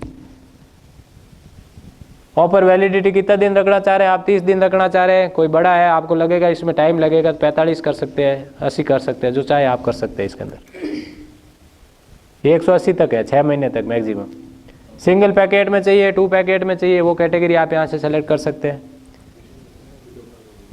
Reverse auction post technical evolution, अगर आप चाहते हैं रिवर्स ऑक्शन सुना ही होगा आपने। अगर वो चाहते हैं तो यहाँ पर आपको यस करना है, नहीं चाहते हैं तो नो ही रहना, बाय डिफॉल्ट नो ही होता है। रिवर्स ऑक्शन किसी को आइडिया है बताइए, थियोरेटिकल पोर्शन है। सर अपन कोई आइटम कोड करते हैं, फिर डीलर जो होता है उसकी बोली लगाता है, तो वो सब एक दूसरे की रेट को देखते रहते हैं, उसने इतनी लगाई तो और कम करता है। हाँ, और कम करना, करने वाला काइंड ऑफ बार्गेनिंग है सर। बार्गेनिंग। मिनिमम दिया, मिनिमम सर, फिर वापस ऑप्शनिंग करते हैं, ये रेट है, इससे कम कौन लगा रहा है, वो रिवर्स ऑक्शन होता है। मतलब रेट दिखने के बाद वो शुरू होता है, मैं इससे कम कर दूँ, वो और इससे कम कर देगा। इस तरह से अपने गवर्नमेंट के बेनिफिट हो जाएगा। उनका प्रॉफिट कम होता रहेगा पर गवर्नमेंट के तो फ़ायदा ही हो रहा है, उसको रिवर्स ऑक्शन कहते हैं। और सिंगल पैकेट मतलब ये है कि एक ही फर्म से सारा चीज़ लेना है, और आप बाद में 2 पैकेट्स मतलब 2 टुकड़ों में लेना है या एक साथ लेना है, वो चीज़ें होती है इसमें। ठीक है, हाँ बढ़ा सकते हैं। टेक्निकल फाइनेंशियल, सिंगल पैकेट का मतलब खाली अपने को एक फाइनेंशियल बीडी चाहिए, 2 पैकेट का टेक्निकल और नहीं, इस ऐसा तो नहीं है इसमें। टाइप ऑफ बिड है ये, तो टाइप ऑफ बिड है ये। पहले ऑप्शन नहीं आता था, अभी आना लगा है। इसका मैं डिस्कस करके बता दूंगा कभी टाइम में। पहले ये ऑप्शन नहीं आता था। ये आई पे क्लिक करने पे आ जाएगा, इधर आई है ना। हाँ, Advisory habit of reverse auction is not applicable on the selected single packet bid, but in the case of multiple L1s, prompt for the fourth are in the case of product bids, services, item wise evaluation not be applicable on the single packet के अंदर ये कह रहा है reverse auction वाला option होगा नहीं available. 2 में क्या कह रहा है देखें, 2 में तो कुछ बता ही नहीं रहा। 4 आइटम है, उसमें से 3 एक सप्लाई कर रहा है। हाँ, तो सिंगल पैकेट में एक ही फर्म को जा रहा है। अच्छा, तो 2 होंगे तो कम से कम बोली लगती है। हाँ तभी, पहले ये नहीं था, अभी आया ये ऑप्शन, कुछ ही दिन हुए इंक्लूड हुए। अब एस्टिमेटेड कॉस्ट आप यहाँ डाल सकते हैं जितनी चाहे, जितना आपका है, जो भी है। हाँ, अब देखिए वैल्यू आपको एस्टिमेटेड जो है इसको डिस्प्ले करना है या नहीं करना है, वो भी आप पर है। अगर नहीं तो नो पे क्लिक करोगे तो वो किसी को दिखेगी नहीं, येस पे करोगे दिख जाएगी। एक चीज़ और ध्यान रखना, टेक्निकल स्पेसिफिकेशन में कभी भी प्राइस को आप रिवील नहीं करेंगे। आपको प्राइस नहीं देनी है टेक्निकल स्पेसिफिकेशन, ये आइटम मुझे इतना एस्टिमेटेड है, वो आपको टेक्निकल में नहीं देना होता है। टेक्निकल में सिर्फ आइटम की डिटेल, क्वांटिटी और उसका स्पेसिफिकेशन यही देना होता है। रेट आप उसको नहीं दे सकते, क्या ये इस आइटम अपन इस रेट के हिसाब से इसको चाह रहे हैं, वो आपको रिवील नहीं करनी है। टाइटल जो भी देना चाह रहे हैं, एनुअल टर्नओवर कितना मांग रहे हैं आप, ये एडिशनल टर्म्स कंडीशंस होती है, ये सारे अकाउंट सेक्शन को पता होती है। क्या ये 3 गुना चाहिए, 5 गुना चाहिए, वो सारा वो डिसाइड करते हैं, अपना इसमें कोई रोल नहीं। फिर डॉक्यूमेंट रिक्वायर्ड क्या क्या चाहिए, यहाँ पर चेक बॉक्स में experience, criteria, past performance, bidder turnover, ये जितने भी आप चाह रहे हैं वो सारे के सारे यहाँ से चेक बॉक्स पे क्लिक करने हैं। यहाँ इंसर्ट कुछ नहीं होगा, डॉक्यूमेंट कोई अटैच, सिर्फ टेक्निकल स्पेसिफिकेशन और BOQ भी वही डाउनलोड करके अपलोड करनी है, उसके अलावा कुछ नहीं करना है। बाकी सारे चेक बॉक्स में अपने को क्या करने हैं, टिक करने हैं, यही चीज़ है इसके अंदर। बाकी ये चीज़ें जो है आपको चाहिए, वैसे MSME को प्रायोरिटी देनी है या देनी नहीं देनी, एग्जाम्शन उसको अलाउड है कि नहीं है, जो अपने एग्जाम्शन देते हैं, छूट वगैरह कहते हैं उसको, वो अलाउ करनी है या नहीं करनी, वो सारी चीज़ें अपने को यहाँ पर फिर ये जनरेट की करते ही नेक्स्ट पेज पे चले जाएंगे। और इस तरह से फिर आगे क्या आएंगे, अब मेनली तो EPFG जो परसेंटेज होंगे, स्प्लिटिंग करनी है तो करनी है, वरना यहाँ नो ही रखना है। और फिर टर्म्स कंडीशन वो सारी की सारी जो मैंने बताई थी स्टैंडर्ड डॉक्यूमेंट, उसके अकॉर्डिंग सेलेक्ट करनी है। और लास्ट स्टेप क्या होगा आपका, OTP जाएगा मिस्टर राजकुमार जी के पास। उसमें DSC का नहीं है। इसमें DSC नहीं है। DSC इनेबल करना चाहे तो वो लेंथी प्रोसेस है, कर सकते हैं, पर OTP सबसे आसान है ना, 10 मिनट तक वैलिड होता है, तब तक अधिकारी दे देते हैं। DSC का खर्चा नहीं करेंगे। हाँ वो भी है। ठीक है, किसी को डाउट? Thank you sir.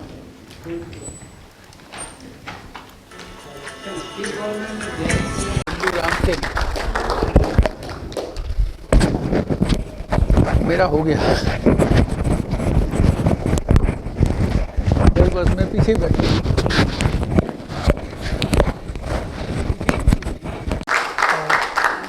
इसके अलावा सर मैं आपको बताना चाहूँगा कि हमने मैराथन क्लासेस का ऑर्गेनाइज और किया था उस समय। ये राष्ट्रपति कर रहे हैं, जो बुक्स लिखी हैं उसका इनॉग्रेशन करते हैं। इनकम पोर्टल पर जो भी अपने हिंदी और इंग्लिश मीडियम की पॉलिटेक्निक और इंग्लिश के बुक्स वगैरह है